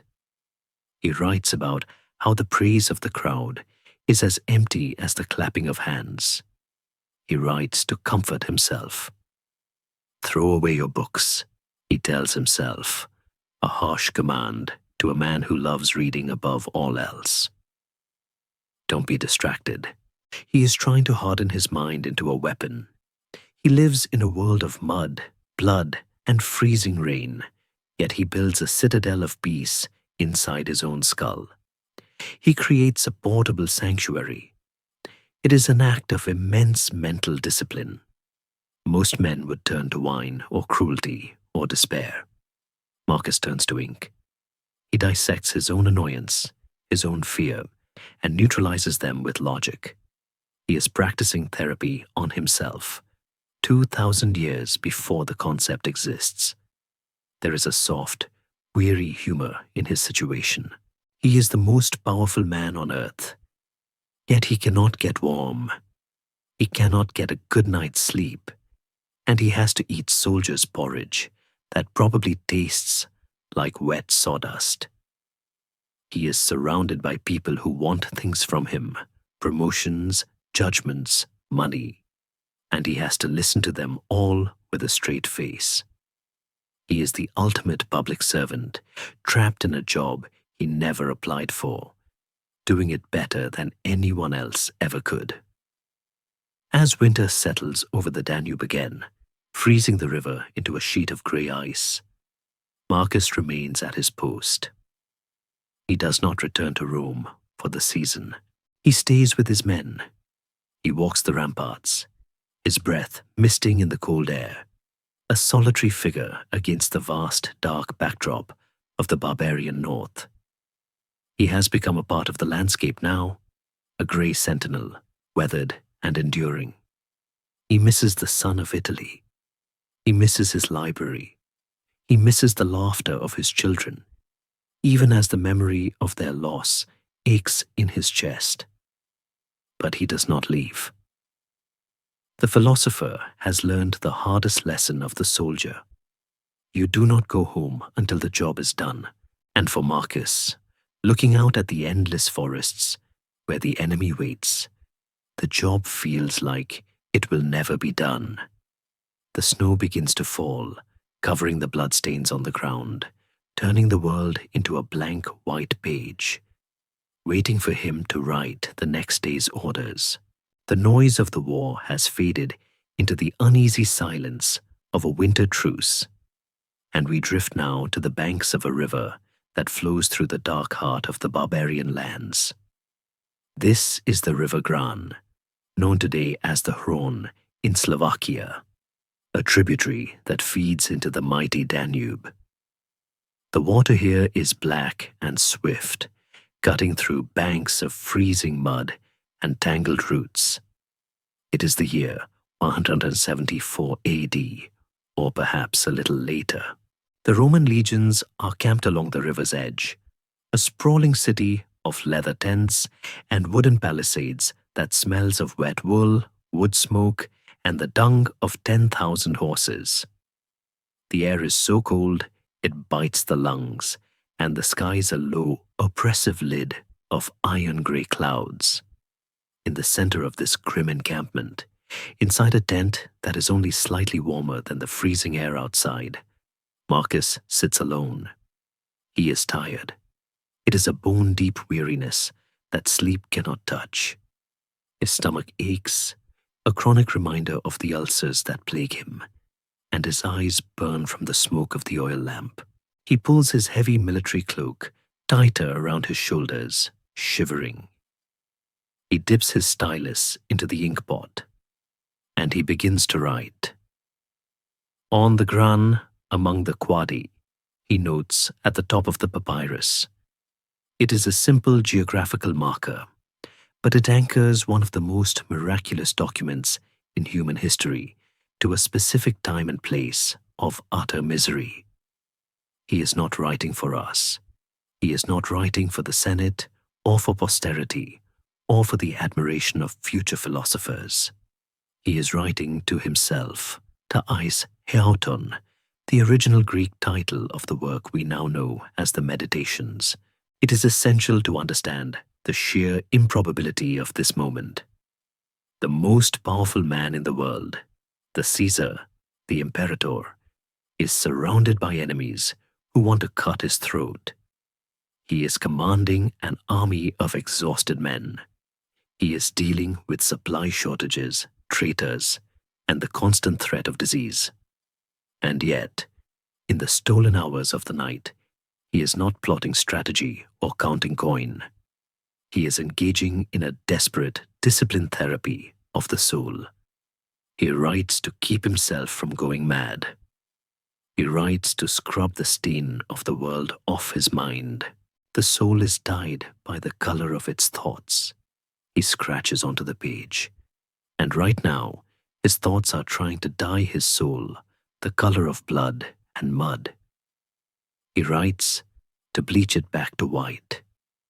He reminds himself that the rude soldier he dealt with this morning is just acting according to his nature, like a bee that stings or a horse that kicks.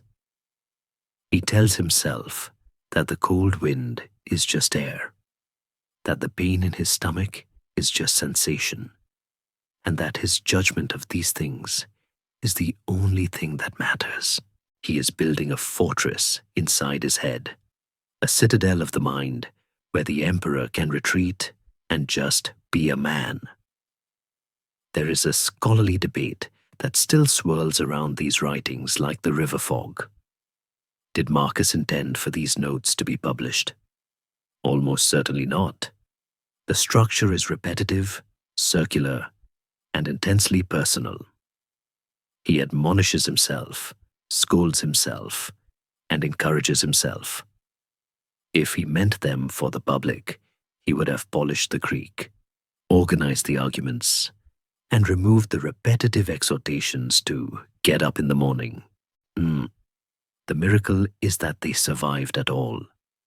For centuries, the Meditations disappeared, likely preserved in a single, fragile manuscript copy that was passed down through the wreckage of the falling empire, copied by a monk who perhaps found comfort in the pagan emperor's piety, until it resurfaced in the Renaissance. It is terrifying to think how close we came to losing this voice. If that one manuscript had been burned or lost in a flood or eaten by rats, Marcus Aurelius would be just another name on a marble list of emperors, a statue with a beard, his inner life lost to the silence of time.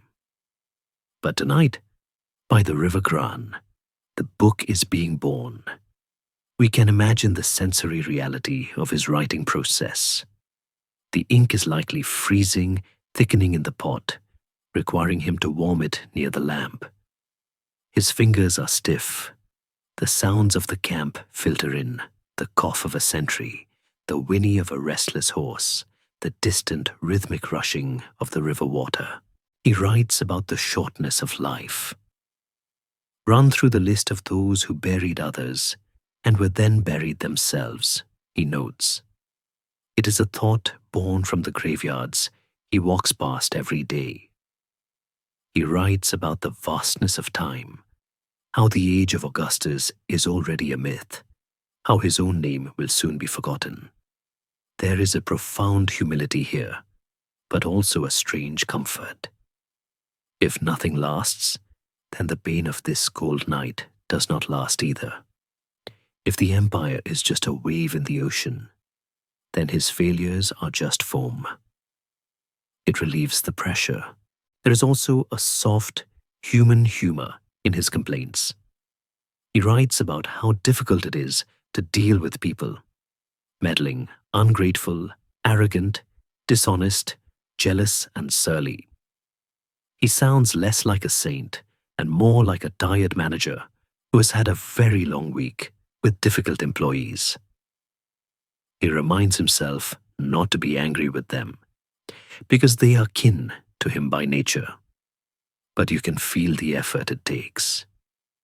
He writes about the physical unpleasantness of life, foul breath, bad body odor, and tells himself to tolerate it because the man has such a mouth, such armpits. It is a tiny, gross detail that makes the marble statue suddenly breathe. The Emperor of Rome had to deal with people who smelled bad, and he had to write a philosophical note to himself just to stay polite about it. It brings him down from the pedestal and seats him right there on the stool next to us. The meditations written here are not abstract theory. They are weapons. Marcus is arming himself for the next day. He tells himself to stop arguing about what a good man should be and just be one. He tells himself to do his duty without grumbling. He is coaching himself through the ordeal of being Caesar. The river outside flows on, indifferent to his struggle. The water that passes the camp tonight will reach the Black Sea in a few weeks, joining the vast ocean. Marcus sees his life the same way. Time is a river, he writes, a violent current of events, glimpsed once and already carried past us, and another follows and is gone. He accepts the flow. He stops fighting the current of fate and learns to swim within it. As the night deepens, the candle burns low. The wax drips onto the wooden table. Marcus rubs his eyes, the ink staining his fingertips. He closes the small leather-bound bundle of papyrus or tablets. He has steadied his mind for another few hours. He blows out the light. The tent plunges into darkness, leaving only the smell of the extinguished wick and the cold damp of the earth. He lies down on his cot, pulling the rough blankets up to his chin.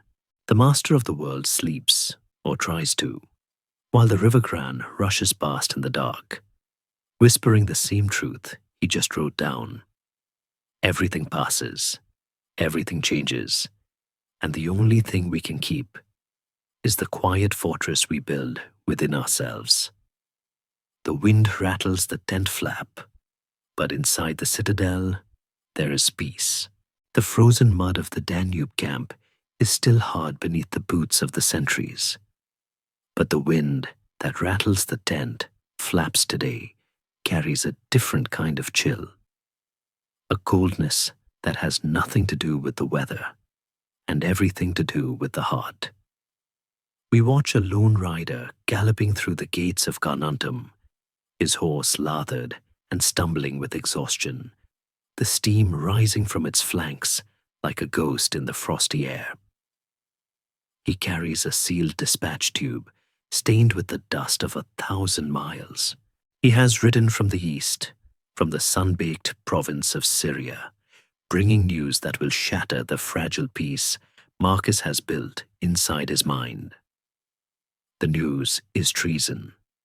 The year is 175 AD, and the man who has betrayed the emperor is not some hidden dagger in the dark, but the most trusted general in the empire, the iron-fisted governor of the East, Avidius Cassius. To understand the sting of this betrayal, we must picture Cassius. He is the opposite of Marcus in every conceivable way. While the Marcus is the philosopher who hates war, Cassius is the soldier who loves it.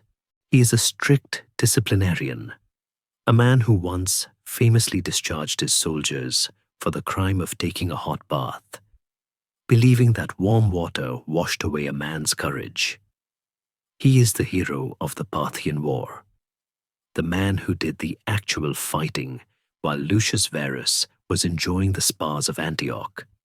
He is competent, brutal, and widely admired by those who believe Rome has become too soft, too Greek, too philosophical. He is the hammer to Marcus's pen, and now he has declared himself emperor. The spark for this inferno was a whisper. A rumor had raced across the Mediterranean like a wildfire, claiming that Marcus Aurelius was dead.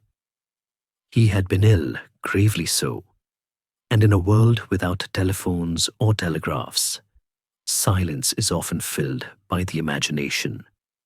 Hearing that the throne was empty, and fearing that the young and unproven Commodus would be swept aside by usurpers, Cassius made his move.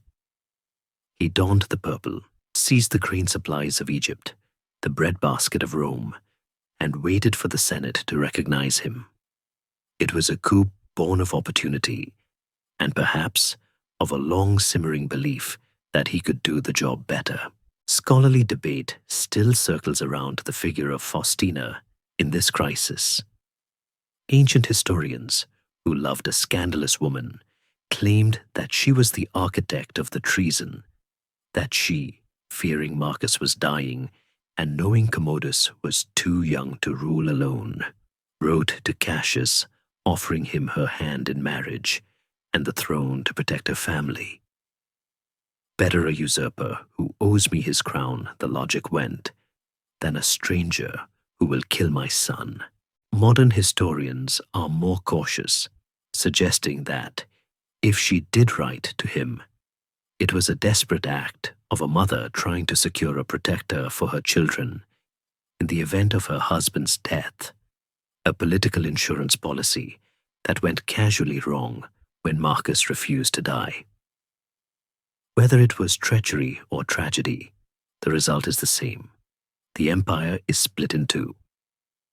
Marcus's reaction to this news is one of the most extraordinary moments in the history of leadership. A standard Roman emperor, a Nero, a Domitian, or even a Septimius Severus later on, would have flown into a rage. They would have arrested Cassius's family, tortured his supporters, and burned cities to the ground. Marcus does none of these things. He does not scream. He does not panic. He simply sighs, the heavy sigh of a man who sees that the world is once again failing to be rational. He gathers his troops, the rough legionaries of the Danube who are shivering in the cold, and he gives a speech. We have the essence of this speech preserved, and it is startling in its gentleness. He tells them he is not angry, only saddened. He says he would have gladly given the empire to Cassius without a fight if it were for the good of the commonwealth. I would have stepped down, he implies, if it meant peace. He tells the soldiers that his only fear is that Cassius will kill himself or be killed by others before Marcus can get there. I want to grant him his life, Marcus says, and to show the world that even in civil war, there is room for forgiveness. He wants to turn the rebellion into a moral lesson. He wants to pardon the man who stabbed him in the back. It is a level of high-mindedness that must have confused the average soldier who was just sharpening his sword and hoping for extra pay. But it calmed the panic. There would be no purge. The civil war that threatens to tear the world apart ends not with a bang, but with a sordid, anticlimactic whimper. Avidius Cassius, the Iron General, discovers that a lie cannot support a throne. When the news reaches the east that Marcus is alive, very much alive, and marching south with the veteran legions of the German wars, Cassius's support evaporates like water on hot pavement. His own soldiers, realizing they are on the wrong side of history, turn on him. He is walking through his camp one afternoon when a centurion named Antoninus, a name that must have stung with irony, rides him down and cuts off his head. The rebellion lasts only 3 months and 6 days. The dream of the soldier emperor dies in the dust of Syria, ended by the very violence he championed. The head of Avidius Cassius is preserved, packed in salt, and sent to Marcus as a gruesome token of loyalty restored. When the courier arrives at Marcus's camp with the grisly trophy, Expecting a reward, he is met with a reaction he did not anticipate. Marcus refuses to look at it. He turns his face away, physically recoiling from the sight of his former friend's severed head. He orders it to be buried with dignity. He does not celebrate. There is no triumph. There is only the weary acknowledgement of waste. He mourns Cassius. He mourns the loss of a capable man, and he mourns the loss of the opportunity to show mercy. I have been robbed, he might have thought, of the chance to heal this wound properly. But the true test of his character comes next. A bundle of scrolls is captured, the private correspondence of Avidius Cassius. These letters contain the names of every senator who secretly supported the rebellion, every governor who hedged their bets, every friend who betrayed Marcus. It is a hit list of potential enemies. His advisors urge him to read them, to hunt down the traitors and secure his safety. Marcus takes the bundle of letters. He walks to a brazier where a fire is burning against the cold, and without breaking the seal, without reading a single name, he throws the entire collection into the flames. He watches the parchment curl and blacken, the ink turning to smoke, the secrets of the treason rising into the grey sky and disappearing. He tells his court that he does not want to know who his enemies are. If I know them, he reasons, I will have to hate them, and I do not wish to live a life of suspicion. It is a profound act of forgetting as policy. He chooses ignorance over security. He chooses to let his enemies sleep soundly in their beds, wondering if he knows, rather than confirming their fears and forcing them to desperation. There is a wry, practical humor in this. Too, by burning the evidence, he forces everyone to pretend they were loyal all along, which effectively makes them loyal. He saves the Senate from its own cowardice. The camp settles back into its routine, but the atmosphere has changed. The north feels finished. The betrayal has shifted Marcus's gaze to the east. He knows he must travel there, not to conquer, but to reassure. He must show his face in Syria, in Egypt, in Athens. He must stitch the torn edges of the map back together with his own presence. He prepares to leave the Danube, the place of his hard solitude, and take his family on a grand tour of the provinces that nearly rejected him. Faustina prepares to travel with him. One wonders what was said between them in the privacy of their tent regarding the rumors of her involvement. Did he ask? Did she deny? Or did they simply look at each other with the tired understanding of two people who have survived too much to let a little thing like high treason break their bond? They pack their trunks. The philosophy of the meditations has been tested in fire, and it held. He did not give in to anger. He did not become a tyrant. He remained Marcus. As the wagons roll out, leaving the frozen river behind, the emperor looks older, more fragile. A man carrying the weight of a forgiveness that is heavier than any armor. He has saved the peace. But the cost is a deepening of his isolation. He is the only adult in a room full of squabbling children, and he is very, very tired. The dust of the rebellion has settled, but the road stretches on, winding away from the frozen banks of the Danube and turning toward the sun. We are moving now with the slow, rumbling rhythm of a great imperial caravan, a traveling city of wagons, cavalry, and courtiers making its way across the spine of the world. The destination is the east, Syria, Egypt, Athens, the lands that wobbled in their loyalty during the treason of Cassius. Marcus is not marching to punish them. He is traveling to heal them. He is showing himself to the people, a living proof that the center still holds. But as the landscape changes, trading the grey mud of the frontier for the ochre dust of Asia Minor, the air grows thin and sharp. We are climbing into the Taurus Mountains, a rugged, unforgiving range in what is now southern Turkey. The pine trees here cling to the cliffs like desperate fingers, and the wind carries the scent of cedar and impending snow. It is a wild, beautiful, and lonely place, far from the marble comforts of Rome. And it is here, in a tiny, obscure village named Halala, that the journey stops. It stops not because the emperor commands it, but because death does. Faustina is dying. The Empress of Rome, the mother of the camps, the woman who has marched thousands of miles beside her husband, can go no further.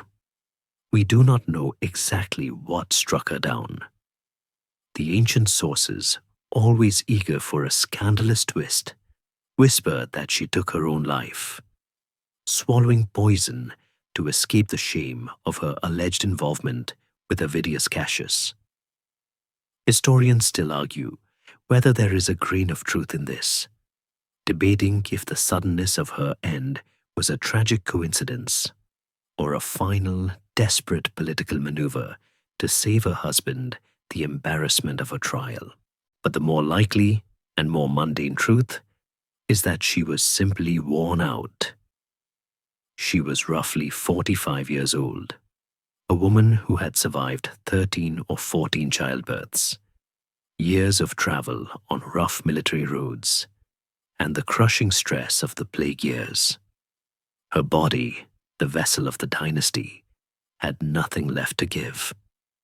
It is said she suffered from gout, or perhaps a sudden fever seized her in the high altitude. We must picture the scene in Halala. It is not a palace. There are no golden ceilings or mosaic floors here. The imperial retinue has likely commandeered the largest house in the village, a rough stone structure with a thatched roof that smells of wood smoke and dried herbs. The villagers, simple mountain folk, who have probably never seen a senator, let alone an emperor, watch from a distance, terrified and awed by the legionaries guarding the door. Inside, the room is dim. Marcus sits by the bedside. He is holding the hand that once smoothed the tunics of their dead children. The silence of the mountains presses against the walls. For decades, Faustina has been the noise in his life, the laughter, the domestic arguments, the warmth that countered his cool philosophy. Now, the silence is winning.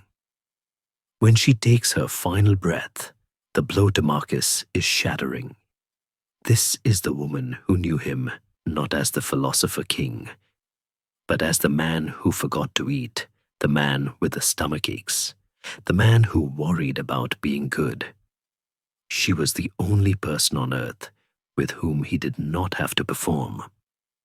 With her gone, he is truly alone in the cosmos. His reaction to her death effectively silences the rumors of her treachery. If he suspected her of betraying him with Cassius, he shows no sign of it. Instead, he mourns her with a lavish, heartbreaking intensity. He demands that the Senate deify her. She becomes Diva Faustina. He orders a gold statue of her to be placed in the theater where he sits, in the very chair she used to occupy, so that he can still watch the performances with her. It is a touching, slightly eccentric gesture, the philosopher trying to fill the empty space with precious metal, knowing full well it is just cold gold. He does something even more significant to honor her memory. He looks around at the tiny, dusty village of Halala, a place that would have remained a forgotten dot on a map, and he commands that it be reborn. He renames it Faustinopolis, the city of Faustina. He orders a temple to be built on the spot where she died. One can imagine the bewilderment of the local village elder, who one day is herding goats and the next day is the mayor of an imperial metropolis, perhaps trying to offer the grieving emperor a local delicacy of fermented cheese, which Marcus, with his delicate digestion and sorrow, politely declines. There is a soft, human awkwardness in the midst of the tragedy, life trying to continue in the face of the void. Marcus also establishes a new charity in her name, the Puellae Faustinianae, the Girls of Faustina. It is a fund to support poor girls, providing them with food and education. It is a callback to the charity he founded earlier for their deceased daughters. But this one feels different. It is an attempt to ensure that her legacy is not just stone and statues, but living, breathing survival. He is trying to act as the father to the empire's daughters because the mother is gone. In his meditations, written later, he thanks the gods one last time for a wife who was so submissive, so loving, and so simple. Some modern readers wince at submissive, but in the context of his Stoic vocabulary, it implies a harmony of will, a lack of friction. He is thanking the universe that they were a team. Commodus is there too. We must not forget the boy, now 14 years old, standing in the shadows of the death chamber. He watches his mother die. He watches his father weep, a rare sight. For Commodus, Faustina was the indulgent parent, the one who likely shielded him from the harshest of Marcus's expectations. With her gone, the buffer is removed. The boy is now left alone with the philosopher. The dynamic of the family shifts instantly. Marcus turns his full, intense, terrifyingly virtuous attention to his son. He loves him, yes, but he also knows he must shape him. The pressure on Commodus ramps up. The golden cage of the heir becomes smaller and tighter. The caravan remains in Faustinopolis for the necessary mourning period, but eventually, the wheels must turn again. The empire does not stop for grief. The journey to the east must continue. Marcus climbs back onto his horse, or perhaps into a carriage now, his face a mask of resigned duty. He leaves his wife behind in the mountains, her spirit enshrined in the new temple, her body prepared for the long journey back to the mausoleum of Hadrian in Rome.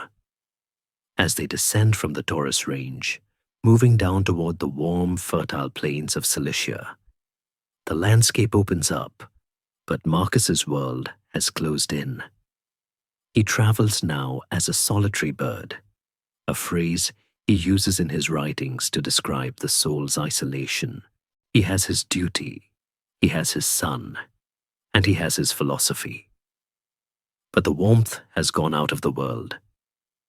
The nights in the imperial tent are quieter now, the only sound the scratching of his pen as he continues his dialogue with himself, trying to find a reason to endure a life that keeps taking things away. The mountains fade into the purple distance behind him, standing as a rugged monument to the woman who was the Mater Castrorum, the mother of the camp, who has finally been discharged from her long, hard service. The mourning robes have been folded away, replaced by the blinding white of fresh wool, and the silence of the mountain village has given way to the deafening roar of the capital. We are back in Rome, standing on the steps of the Temple of Jupiter, Optimus Maximus on the Capitoline Hill. The year is 176 AD, and the city is vibrating with a manic, desperate joy. It has been years since the emperor was home, years of plague, war, and the terrifying tremor of rebellion. Now he has returned, and he has not come alone. Riding beside him in the triumphal chariot, sharing the laurel wreath and the acclaim, is a young man of striking, almost supernatural beauty. This is Commodus, now 15 years old, standing on the threshold of a power no teenager should ever possess. If Marcus is the empire's conscience, weathered and grey like an old oak tree, Commodus is its libido, golden, vibrant, and terrifyingly shallow. He is the sun to his father's twilight.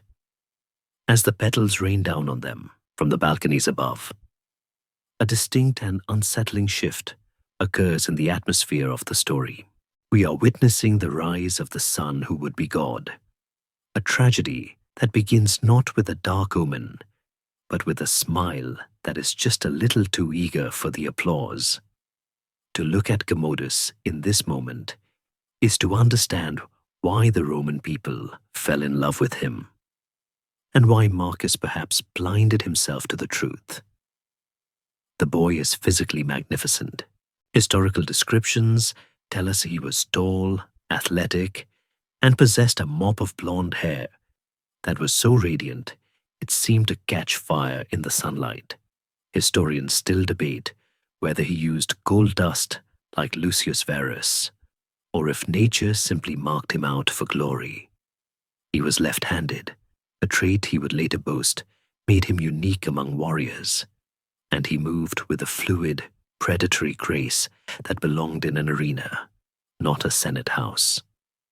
While Marcus hunches under the weight of his purple cloak, Commodus wears it like a costume he was born to model. He waves to the crowd, not with the restrained dignity of a ruler acknowledging his subjects, but with the hungry enthusiasm of a performer acknowledging his fans. He drinks the noise. For Marcus, the cheering is a clacking of tongues, a meaningless noise that signifies nothing. For Commodus, it is the only truth that matters. He does not want to serve the empire. He wants to be adored by it. This period marks the beginning of the joint rule, a 3-year experiment in shared power that is often glossed over in popular retellings. We tend to think of Marcus dying and then Commodus taking over. But the reality was far more gradual and insidious. Marcus, in his desperate attempt to secure the succession and prevent another civil war, elevated his son to the rank of Augustus. They were equals in law, if not in wisdom. Coins from this era show their profiles overlapping, the bearded philosopher and the smooth-faced prince, a visual insistence that they were one unit. But behind the palace walls, the unit was fracturing. We can imagine the excruciating dullness of the education Marcus tried to force upon his son. The best tutors in the world were brought in to teach Commodus about Stoic ethics, judicial precedents, and the logistics of grain distribution. One can picture the scene, a sunlit study on the Palatine, dust motes dancing in the air, the drone of a tutor reading from Thucydides. Commodus sits there, his eyes glazed over, tapping his foot, his mind drifting miles away to the gladiatorial schools where men are fighting tigers. He does not care about the logos. He cares about the ludi, the games. There is a scholarly debate that persists regarding Marcus's awareness of his son's character during these years. Did the philosopher truly not see what was right in front of him? Or did he see it and decide that a bad son was still better than a civil war? The bad seed theory suggests Commodus was a monster from birth, but a more nuanced historical view sees a tragic failure of nurture. Commodus was a boy who had been told from birth that he was special, that he was divine, that the world existed to serve him. Then his father handed him absolute power before his frontal lobe was fully formed. It is not surprising that he became a narcissist. It would have been a miracle if he hadn't. Marcus's meditations are full of warnings about how power corrupts, yet he handed the ultimate corrupting agent to the person he loved most. hoping that virtue could be absorbed by osmosis. It was the one gamble where the odds were strictly against him. The tension between them manifests in the choice of company. Marcus surrounds himself with grave men in rough cloaks, philosophers like Rusticus, and generals like Pompeianus. Commodus begins to curate a different court. He gathers a retinue of athletes, chariot drivers, and flatterers, the parasites of the ancient world who know that the way to the prince's heart is to tell him he is stronger than Hercules. We see the soft, creeping horror of the father walking into a room and finding his son not reading state papers, but practicing wrestling holds with a slave, stripped to the waist, sweating and laughing, drunk on his own physical strength.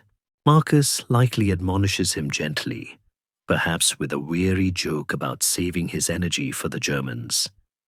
Commodus likely nods, smiles that dazzling smile, and waits for the old man to leave so he can get back to the real business of being a god. He is performing the role of the dutiful son, but it is just that, a performance. In 127 AD, the darkness of the north calls again. The peace on the Danube has shattered. The tribes are moving. Marcus knows he must go back.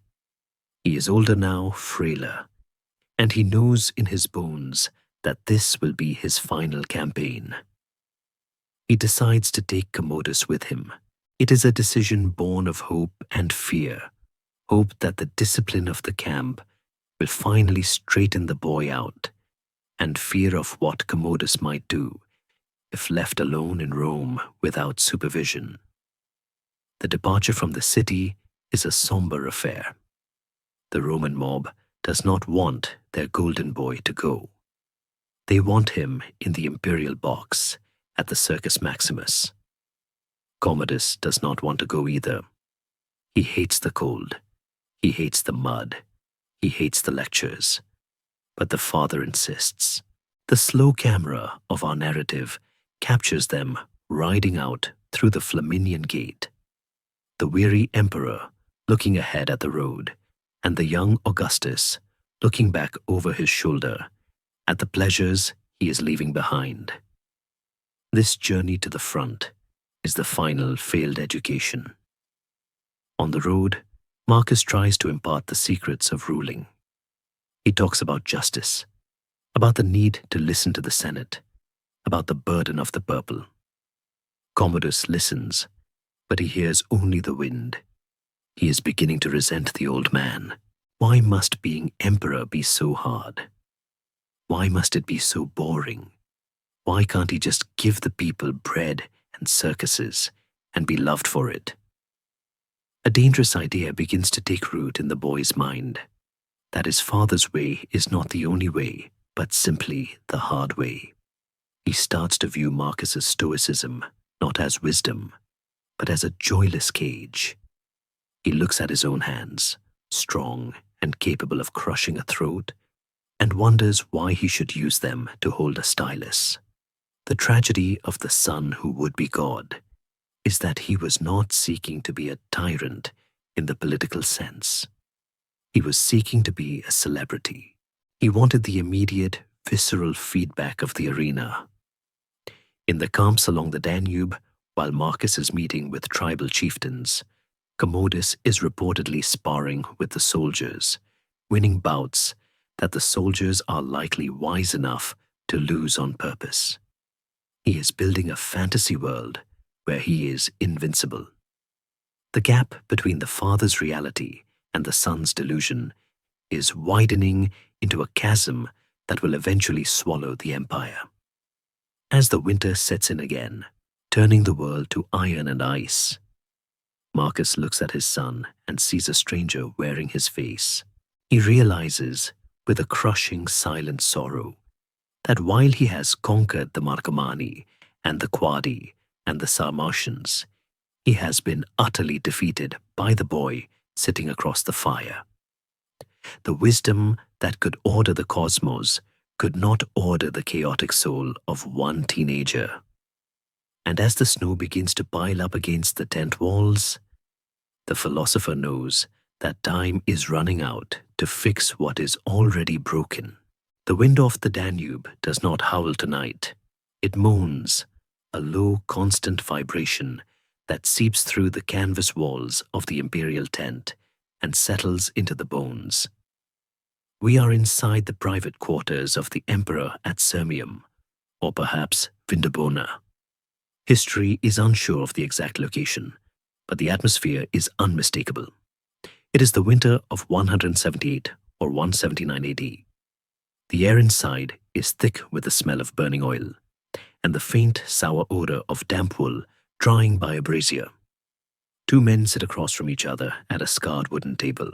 One is old, his face mapped with the deep lines of chronic pain and exhaustion, his beard grey and unkempt. The other is 18, radiating a restless, coiled energy, his skin smooth and golden in the firelight. This is not a council of war. It is a classroom at the end of the world. Marcus Aurelius is making his final, desperate attempt to teach his son how to be human. We are witnessing the failed education, a tragedy played out in whispers and sighs. Marcus has dismissed the tutors. The time for Greek verbs and rhetorical exercises is over. Now he is trying to transmit the soul of his philosophy directly into the boy. He pushes a stack of wax tablets across the table, perhaps drafts of the very thoughts we read today. He talks about the concept of providence, the idea that the world is an ordered whole, not a chaotic mess. He speaks of the inner citadel, the place inside where no insult and no injury can reach. He talks about the duty of an emperor to be the servant of the people, not their master. A king, he might say, his voice raspy with the winter cough. He is like a bull in the herd. He is stronger only so he can protect the others from the wolves. If he uses his horns against the herd, he is not a king, he is a monster. Commodus listens, or rather, he appears to listen. He nods at the right moments. He keeps his face composed, a mask of filial piety that he has worn since childhood. But behind the heavy-lidded eyes, the lights are off. The connection is dead. We can imagine the boy's internal monologue, running on a completely different frequency. He is not thinking about the herd. He is thinking about the lion he saw in the beast cages earlier that day. He is thinking about the way the gladiator gripped the sword. He is thinking about the warmth of Rome, the soft beds, the cheers of the crowd, the taste of spiced wine. The abstract concepts his father loves, justice, virtue, nature, are to him just grey words, as colourless and boring as the mud outside. He does not want to be a bull protecting the herd. He wants to be the star of the show. The tragedy here is not open rebellion. It is a profound, unbridgeable silence. It is the silence of a son who thinks his father is a fool.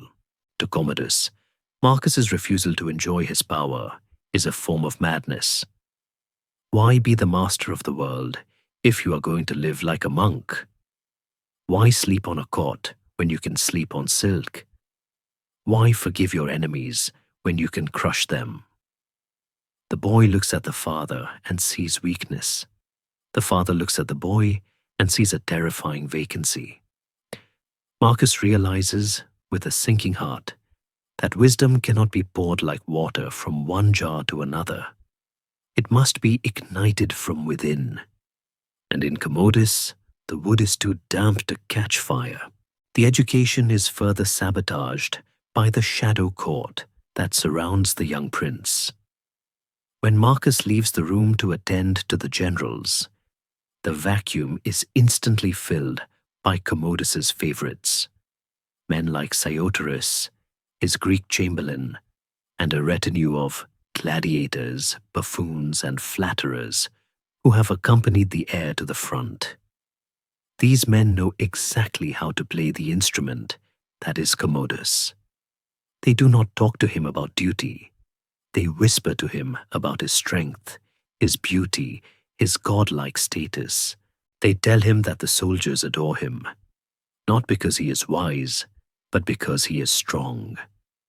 They feed the beast that Marcus is trying to starve. We can picture the scene. Marcus walking into his son's tent unexpectedly and finding a party in full swing, the wine flowing, the laughter raucous and cruel. The music stops abruptly. The sycophants bow low, their faces masks of false civility. Commodus looks at his father with a mix of guilt and defiance. Marcus does not rage. He simply looks at them. His eyes filled with a disappointment so deep, it feels like a physical blow. He sends them away, but he knows they will be back the moment he turns the corner. He is fighting a hydra. Cut off one bad influence, and two more whisperers take its place. There is a scholarly debate that often arises here. Was Marcus too soft? Should he have banished these men? Should he have used the iron fist? Machiavelli would later criticize Marcus for allowing his son to inherit the throne, arguing that a wise ruler should have seen the rot and cut it out, even if it meant disinheriting his own blood. But Marcus was a Stoic, not a Machiavellian. He believed in the potential of the human soul to improve. He believed that nature had given him this son, and it was his duty to work with the material he was given. To execute or exile his own son would have been a violation of the natural affection that Stoicism honors. He was trapped by his own virtues. He loved the boy too much to destroy him, and by saving him, he destroyed the empire. One specific moment of friction captures the essence of this failure. The ancient sources tell us of a trial where a local chieftain was brought before the imperial judgment seat, accused of breaking a treaty. Commodus, sitting beside his father, leans forward, his eyes bright. He whispers that the man should be thrown to the beasts, made an example of to strike terror into the tribes. He wants the spectacle of blood. Marcus places a hand on his son's arm, a restraint that is both physical and moral. He pronounces a sentence of exile or a fine, choosing mercy and political pragmatism over vengeance. The chieftain is dragged away, relieved. Commodus slumps back in his chair, sulking, bored by the anticlimax. He sees mercy as a missed opportunity for entertainment. The gap between them is not just intellectual, it is visceral. The father wants peace, the son wants action. As the winter drags on, the camp becomes a prison for both of them. Marcus continues the lessons, but the energy is draining out of him. He writes in the meditations during this period, perhaps with his son sleeping across the room. Don't waste the rest of your time here worrying about other people, unless it affects the common good. It will keep you from doing anything useful. He is telling himself to stop obsessing over Commodus's character. He is trying to accept the boy as a feature of the landscape, like a rocky hill or a thorny bush. You don't get angry at the bush for having thorns. You just walk around it. But this is his son, and walking around him means leaving the empire to a thorny bush. The resignation begins to set in. The section closes with a quiet, heartbreaking image. It is late at night. The lesson is over. Commodus has gone to bed, or perhaps snuck out to drink with his guards. Marcus sits alone at the table. The wax tablet in front of him is blank. He picks up the stylus, hovers it over the surface, and then puts it down. There is nothing left to say. The words have all been spoken, and they have all bounced off the armor of the boy's vanity. The philosopher realizes that he can conquer the Marcomanni. He can survive the plague. He can rebuild the treasury, but he cannot save his son from himself.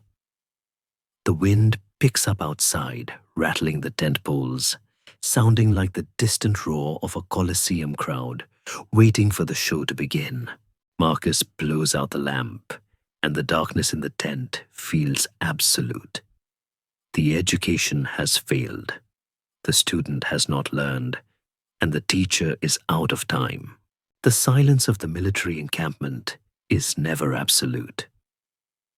Even in the dead of night, there is the stamping of picketed horses, the clatter of a spear against a shield, and the low, rhythmic coughing of men sleeping on damp ground.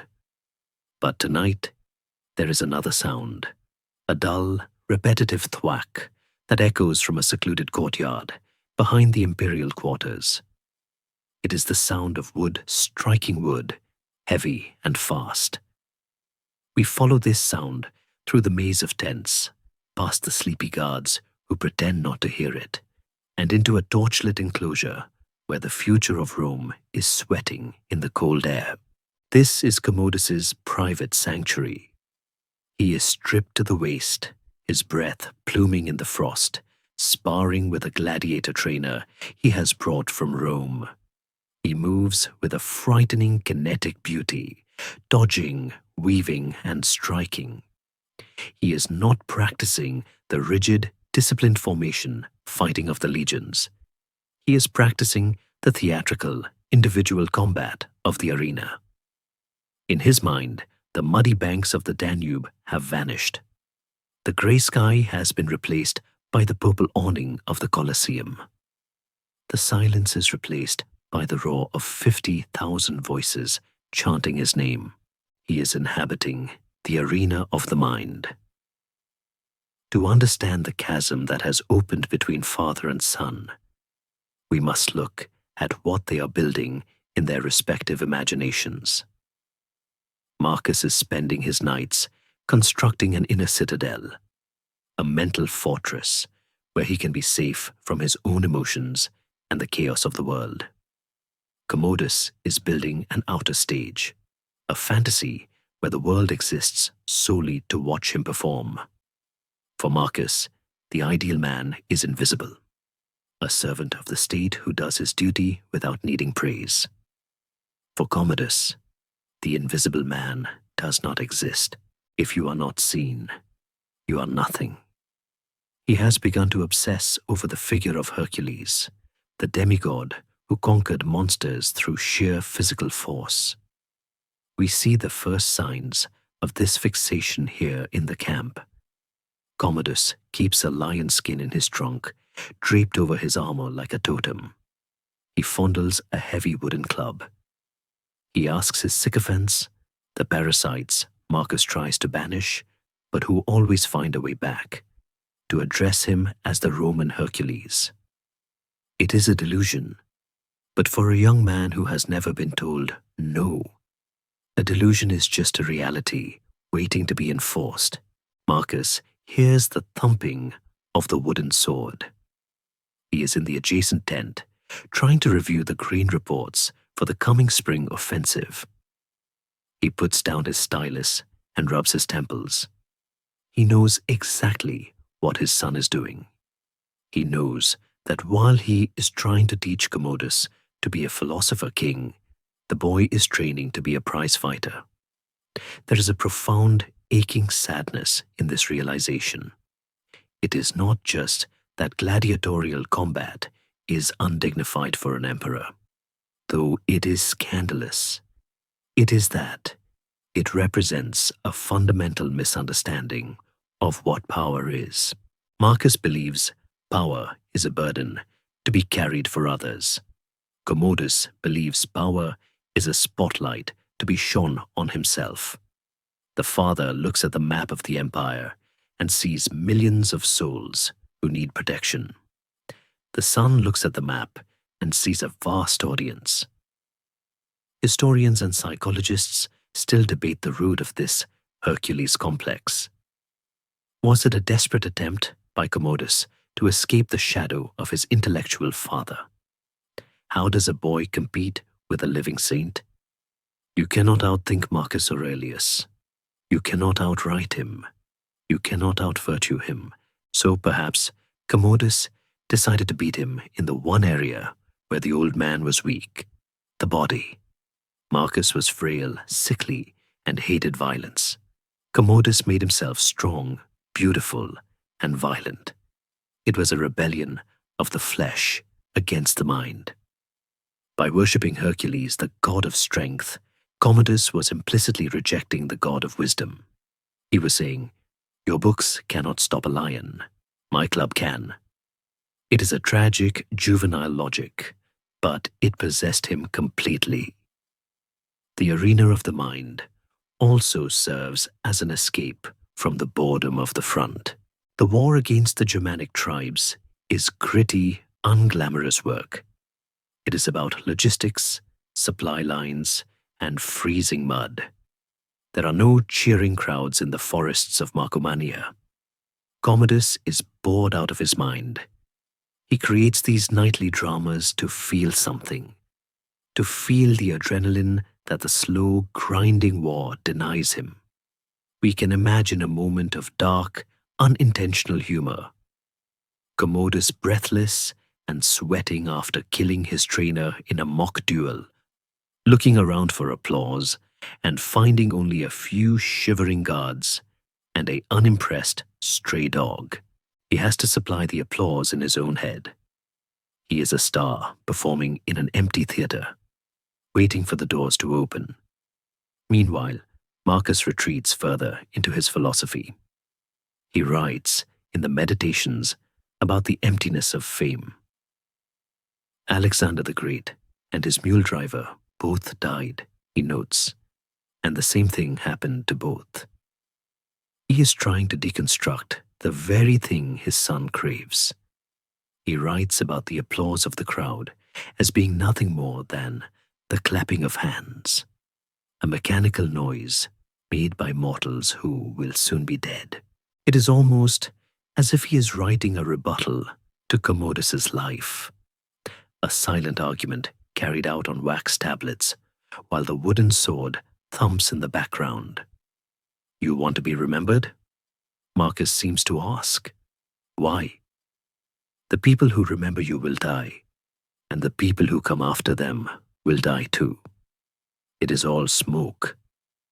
But he never shouts this argument across the tent flaps. He keeps it to himself. He knows that telling a teenager that fame is smoke is the surest way to make them chase the fire. There is a disturbing report from this time that highlights the growing danger. A rumor circulates that Commodus has begun to enjoy the sight of real blood a little too much. During the torture of captured spies or the execution of deserters, the prince watches with a rapt, unblinking intensity that disturbs the veteran centurions. Marcus turns away from such sights, sickened by the necessity of violence. Commodus leans in. He is desensitizing himself. The arena of the mind is hungry for real props. He starts to view the war not as a campaign to secure peace, but as a source of victims for his games. The prisoners are not enemies to be defeated. They are fodder to be used. This is the moment the moral rot truly sets in. It is one thing to play at being a gladiator. It is another to treat the world as your kill box. As the section draws to a close, the torch in the sparring yard burns low, sputtering in the wind. Commodus throws down his wooden sword, his chest heaving, his golden hair plastered to his skull with sweat. He feels alive, powerful, invincible. He wraps a heavy fur cloak around his shoulders, perhaps the lion skin, and walks back towards the warmth of the tents. He passes his father's quarters. He sees the faint light of the lamp where the old man is still working, still worrying, still writing. Commodus likely feels a flicker of pity, or perhaps contempt. He is writing about life, the boy might think, but I am practicing it. He enters his own tent, collapsing onto a bed piled with furs, and dreams of the roar of Rome. In the next tent, Marcus writes a single line. The best revenge is not to be like that. It is a line often interpreted as advice on how to deal with enemies. But tonight, in the frozen silence of the Danube, it reads like a desperate promise to himself, a vow not to let the violence of his son or the violence of the world infect his own soul. He will remain Marcus, even as the boy next door transforms into Hercules. The wind rises, extinguishing the torches one by one, leaving the camp in darkness, save for the two divided lights of the Father and the Son. Burning in separate universes, separated by only a thin wall of canvas and an ocean of misunderstanding. The snow has been falling for 3 days, burying the military encampment of Vindobona, the place we now call Vienna, under a shroud of suffocating white. It is March, the month of Mars, the time when armies usually prepare to march. But the world here is frozen in a state of suspended animation. The Danube is a ribbon of jagged grey ice, silent and treacherous. The Roman standards, planted in the frozen earth, stand stiff and rime-coated, like trees in a dead forest. Inside the praetorium, the air is heavy with the smell of sickness, a cloying mix of heated wine, medicinal herbs, and the distinct metallic scent of a body that is beginning to shut down. Marcus Aurelius, the master of the world, is dying. He is 58 years old, but the reflection in the polished bronze mirror shows a man of 80. His face is gaunt, the skin pulled tight over his cheekbones, his beard a tangle of white wire. He lies on a camp bed, covered in furs, his breathing shallow and rattling, a sound that fills the room more loudly than the wind outside. The philosopher who spent a lifetime preparing for death has finally arrived at the appointment. Historians and medical experts still debate the precise agent of his demise. Was it the return of the Antonine Plague, the invisible invader coming back to claim the man who had fought it so hard? Some accounts describe a high fever and ulcerated throat, classic signs of the pestilence. Others suggest it was stomach cancer, or simply the cumulative collapse of a constitution that had been frail since childhood, worn down by 19 years of ceaseless duty. But in the dim light of the tent, the medical diagnosis matters less than the spiritual reality. Marcus knows he does not fight it. There is no frantic summoning of priests to bargain for more time. He has written about this moment thousands of times in his notes.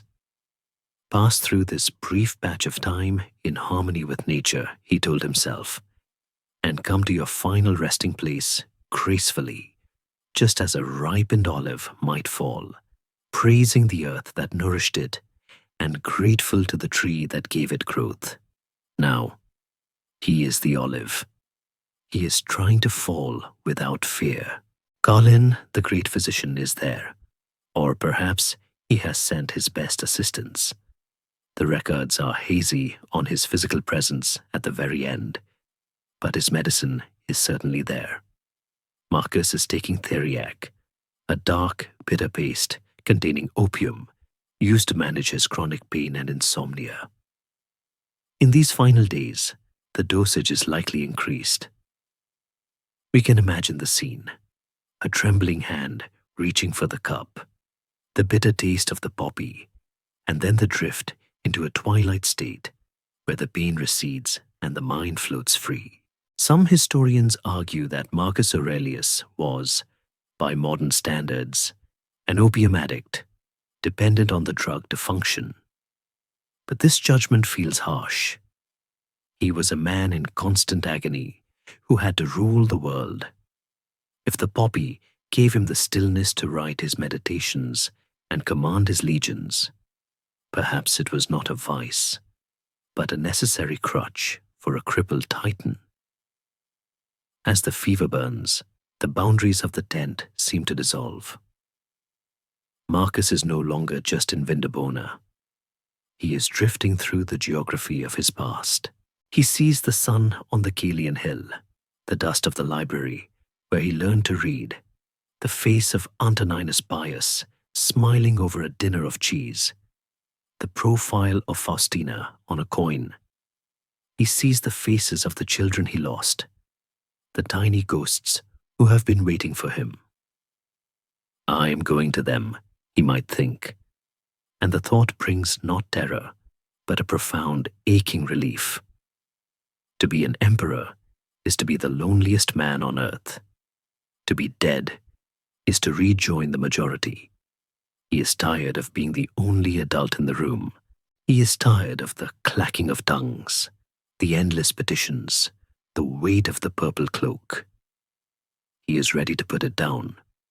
But there is one weight he cannot put down, even at the edge of the grave. Commodus, the boy, now a young man of 18, is prowling the camp. He visits his father's bedside, but the visits are brief and awkward. Commodus is terrified of infection, holding a cloth to his face, standing near the door. Or perhaps he is terrified of something else. The final lecture. He knows that his father wants to say things to him.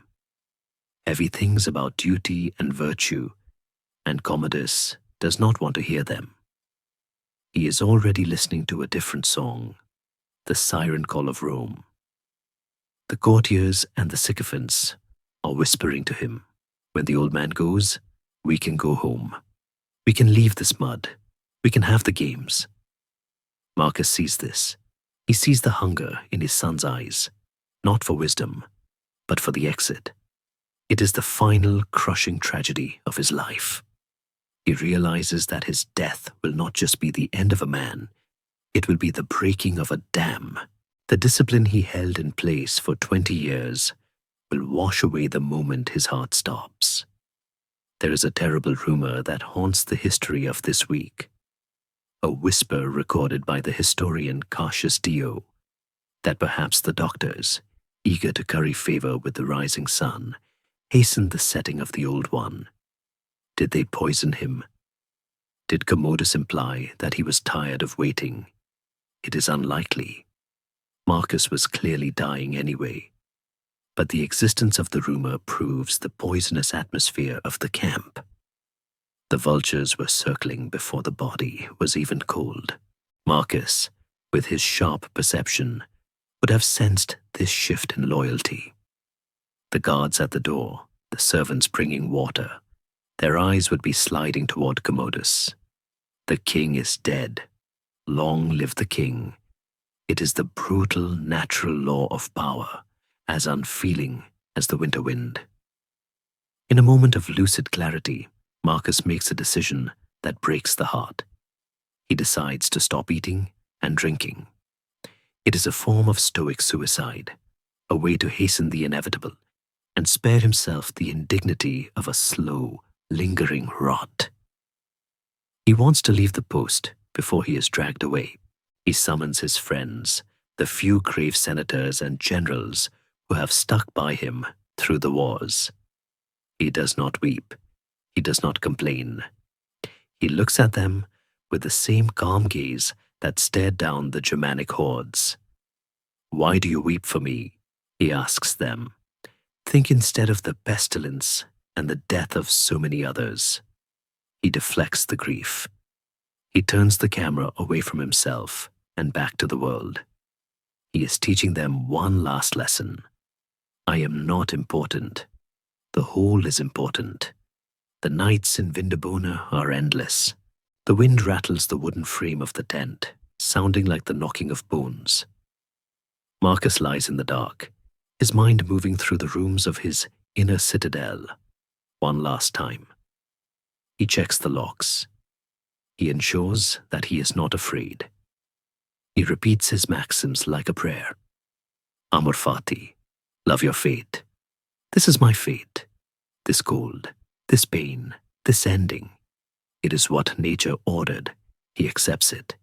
He does not struggle against the current of the river anymore. He lets it take him. He thinks of the Danube outside, freezing and thawing, an endless cycle of change. He is just part of the water now. As the section closes, we see the flickering lamp by the bedside sputter and dim. The oil is running low. Marcus's eyes are closed, his chest rising and falling with a terrifying slowness. Outside, the camp is awake, a hive of anxious energy. The soldiers know. The centurions are checking their swords. The tribunes are gathering in knots, whispering about bonuses and donatives from the new emperor. The world is already moving on. But in the small circle of light within the tent, time has stopped. The philosopher is alone with his thoughts for the last time. He is a man who possessed the supreme power of the world and found it to be a heavy, hollow thing. He is ready to trade it for peace. The winter of Vienna has claimed him, not as a conqueror, but as a weary traveler, finally reaching the inn at the end of the road. The wind has died down outside the tent, leaving a stillness that is somehow more unsettling than the storm. The camp at Vindobona is holding its breath. Inside the imperial quarters, the air is thick with the scent of burning sage and the metallic tang of impending death. We are witnessing the final tragic council of the Roman Empire's golden age. Marcus Aurelius has summoned his inner circle, the grey-bearded generals, the stoic senators, the men who have stood beside him in the mud for years, for one last instruction. And he has summoned Commodus. The boy stands apart from the others, near the entrance of the tent, shifting his weight from one foot to the other. He is wearing a cloak of fine white wool, a stark contrast to the dark, blood-stained leathers of the generals. He looks healthy, vibrant, and utterly out of place, like a peacock trapped in a cage of wolves. Marcus props himself up on one elbow, a physical effort that costs him visible pain. His eyes, sunken and bright with fever, scan the faces of his friends. He knows these men. He knows their wives' names, their debts, their secret fears. He knows that they are the only thing standing between the empire and chaos. According to the historian Herodian, Marcus speaks to them in a voice that is weak but steady, delivering a speech that sounds less like a military order and more like a desperate prayer. He does not ask them to conquer new lands. He does not ask them to build monuments. He asks them to do the one thing he knows they probably cannot do: save his son. "I leave him to you," Marcus whispers, his gaze drifting to the young man by the door. He is a ship setting sail on a stormy sea without a pilot. Be his father's. Guide him. Remind him that no amount of gold can buy the loyalty that justice earns. The generals nod, their eyes wet. They are hard men, killers by trade, but they love this dying philosopher. They promise, they swear oaths. But in the heavy silence that follows, there is an unspoken, crushing truth hanging in the air. They know Commodus. They know that the moment the old man's heart stops, the pilot will be thrown overboard. They are looking at their future emperor and seeing not a son to be guided, but a tyrant to be survived. Scholars and historians have long analyzed this deathbed scene, arguing over the authenticity of the speeches recorded by ancient chroniclers. Did Marcus really deliver a coherent, paragraph-perfect oration on the duties of kingship while dying of plague or cancer? Or are these words a literary invention, a what he should have said, drafted by historians who wanted to heighten the tragedy? It is likely that the real scene was far more fragmented. A series of gasps, a squeezed hand, a meaningful look. But the core sentiment remains historically undeniably true. Marcus spent his final breath trying to construct a safety net for a son who had no intention of using it. He was trying to bind the conscience of the court to the welfare of the boy, hoping that the collective wisdom of his friends could absorb the shock of his own departure. Then comes the moment of direct interaction between father and son. Marcus beckons Commodus to come closer. The boy hesitates. We must remember the context. The plague is contagious, and Commodus is terrified of sickness. He steps forward, but he keeps a safe distance, holding a scented cloth near his nose. The visual contrast is heartbreaking. The father is a wreck of decaying flesh, a man who has given everything to the state until there is nothing left but bone and spirit. The son is a vision of perfect, protected health, a man who has taken everything and given nothing. Marcus looks at him. He does not see a monster. He sees a child.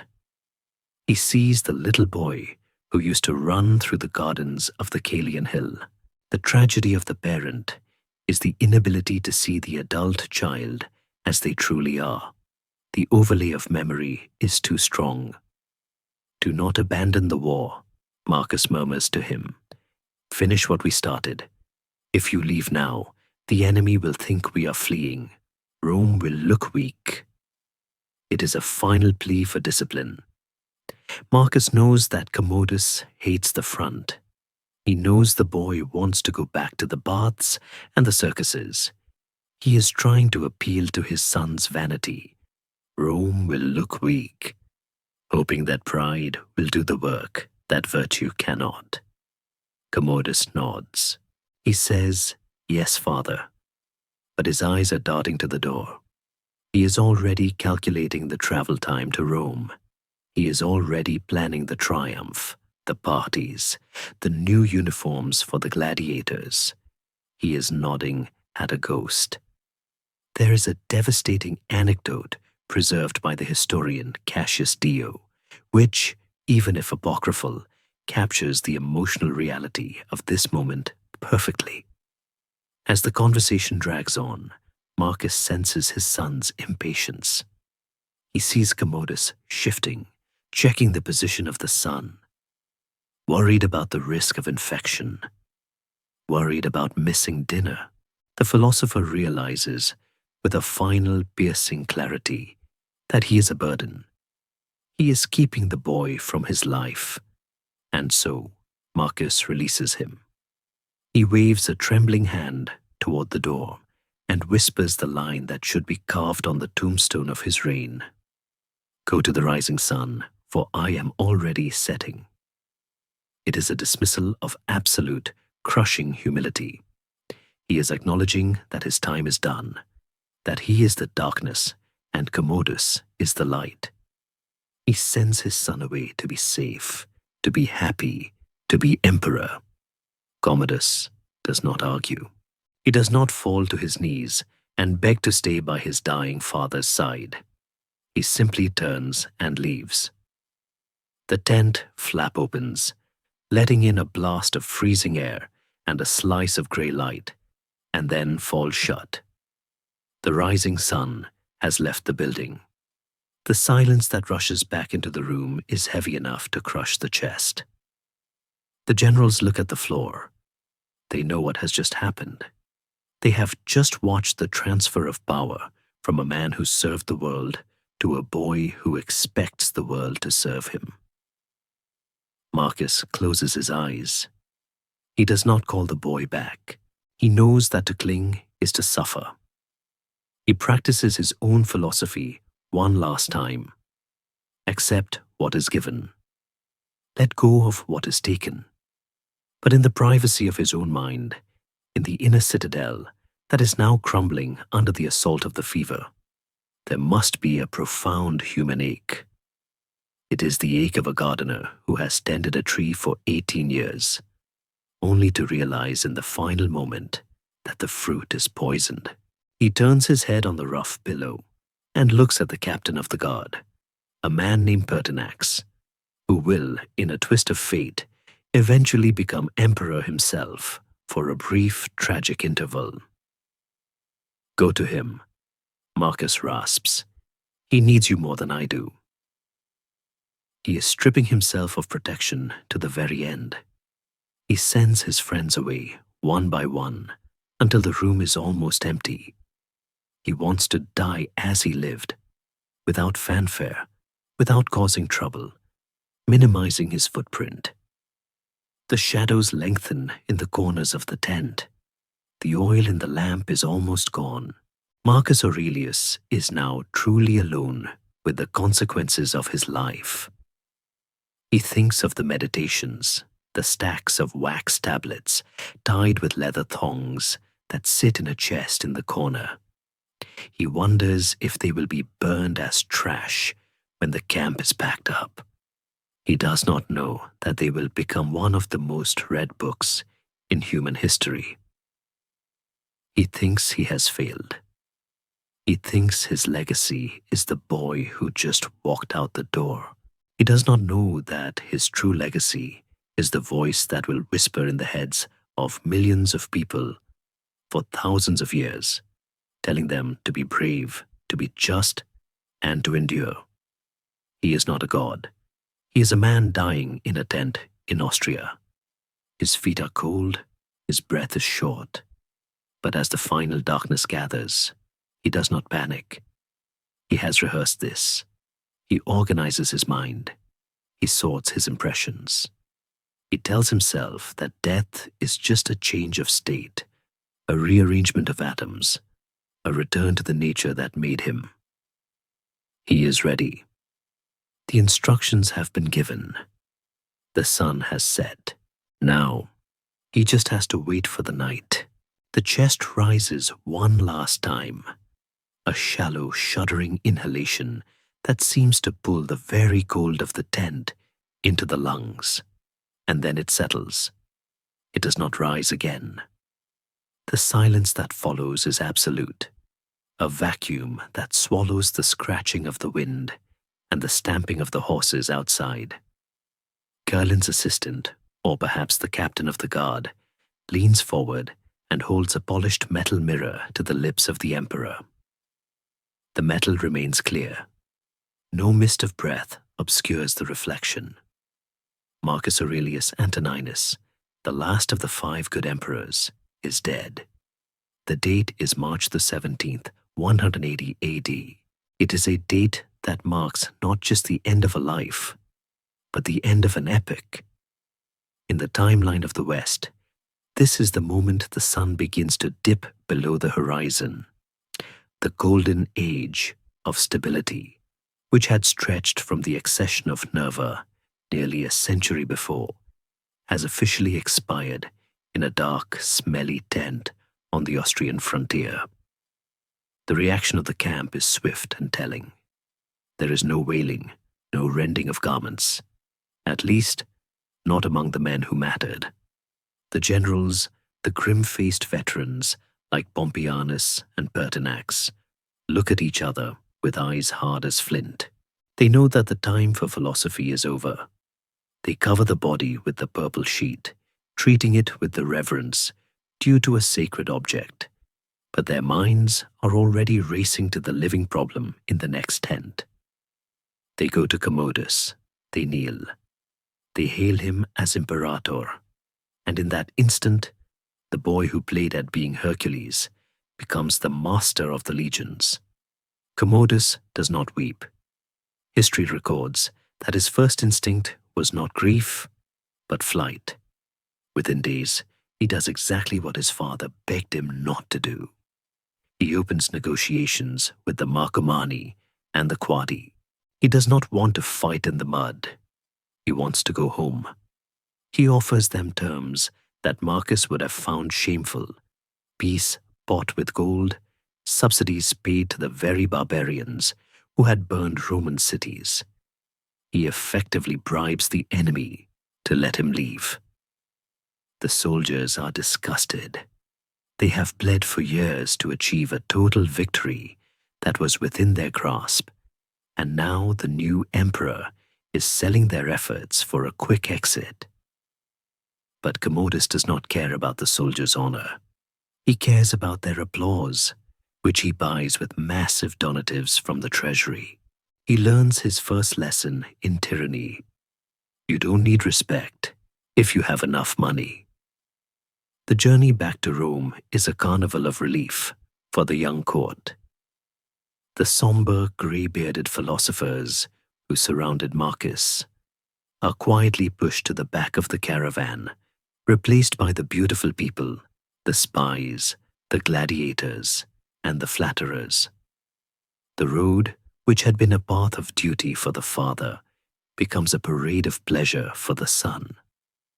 As they cross the Alps and descend into Italy, the mood lightens. The shadow of the plague and the war seems to lift. Rome awaits. The entry into the city is a spectacle of blinding brightness. The mob goes wild. They see this 19-year-old boy, radiant in his beauty, tossing coins into the crowd, and they think the golden age is restarting, not ending. They are tired of the serious old man who lectured them on virtue. They want a party, and Commodus is the ultimate host. He rides to the capital, climbs the steps of the temple of Jupiter, and offers the sacrifices. The incense smoke rises, thick and sweet, masking the rot that has already begun to set in. For a short while, the ghost of Marcus holds the boy in check.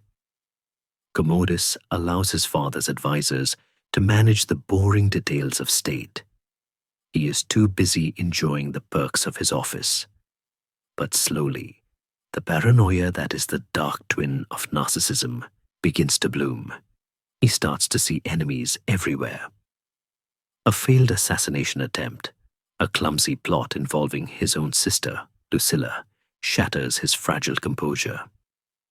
The Roman Hercules realizes that even gods can bleed. The mask of the benevolent prince falls away, revealing the terrified, cruel child underneath. The purges begin. The men who stood by Marcus's deathbed, the guardians of the old order, are hunted down one by one. Virtue becomes a crime because it reminds the emperor of his own emptiness. Rome descends into a surreal nightmare. The Senate is terrorized. The treasury is drained to pay for ever more elaborate games. Commodus finally steps into the arena himself, not as a spectator, but as a combatant. He fights animals. He fights gladiators who are armed with wooden swords while he holds steel. He charges the state 1,000,000 sesterces for every appearance. It is the ultimate perversion of his father's philosophy. Marcus believed the emperor was the servant of the state. Commodus believes the state is the prop for his ego. The inner citadel has become a funhouse mirror. And yet, as the empire begins its slow, agonizing slide into the chaos of the 3rd century, something strange survives. The wisdom of the father does not die with his dynasty. The copies of his private notes, the meditations, begin to circulate. At first, they are likely read by only a few, the friends who loved him, the intellectuals who missed him. But the words have a life of their own. They drift through the wreckage of history, passing from hand to hand, century to century. Waste no more time arguing about what a good man should be. Be one. The empire falls, the aqueducts crumble, the temples burn, but the voice remains. It turns out that Marcus did save something. He couldn't save his family from death or his son from madness, but he saved the idea of human dignity. He proved that Even in a world of plague and treason, it is possible to remain decent. The final image of our story is not of the screaming crowds at the Colosseum, nor of the chaotic, blood-soaked end that eventually finds Commodus in a bathhouse, strangled by a wrestler. It is a quiet image. We return to the bronze equestrian statue of Marcus Aurelius that stands today on the Capitoline Hill in Rome. He sits on his horse, his hand outstretched not in a gesture of conquest, but of blessing, or perhaps pacification. He looks weary. For centuries, Christians spared this statue from the melting pot because they mistakenly thought it was Constantine, the first Christian emperor. It was a final, accidental miracle, a case of mistaken identity preserving the memory of the philosopher. He sits there still, riding through time, his face turned toward a horizon that he knows he cannot control, but which he accepts with a terrifying, beautiful calm. He failed to save his house, but in the ruins of his failure, he built a sanctuary for the human spirit that has never fallen. The sun sets on the marble city, painting the bronze horsemen in shifting shades of violet and gray, and the philosopher rides on into the dark, alone, unafraid, and finally, peacefully, silent. The last echo of the bronze hoofbeats fades into the velvet dark, and we are left standing in the quiet space where history ends and dreams begin.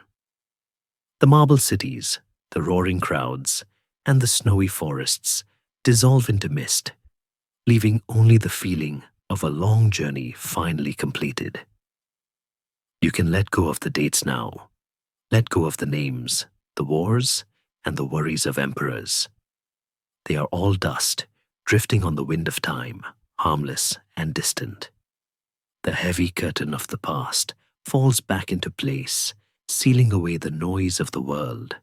You are back in your own sanctuary, a place far warmer and safer than the tent on the Danube. The air around you is still. The shadows are soft, protective, wrapping around you like a cloak of heavy wool. There is nothing you need to rule tonight, nothing you need to fix, no one you need to save. The inner citadel is closed for the night, and the gods have gone to sleep. Feel the weight of the story lifting off your chest, replaced by a gentle, sinking heaviness that pulls you down into the comfort of your bed. Let your breath slow down, matching the rhythm of a calm, dark river flowing to a quiet sea. The wisdom of the ages whispers that rest is the most natural thing of all, a return to the silence from which we came. The candle is blown out, the book is closed, the night is yours. Sweet dreams.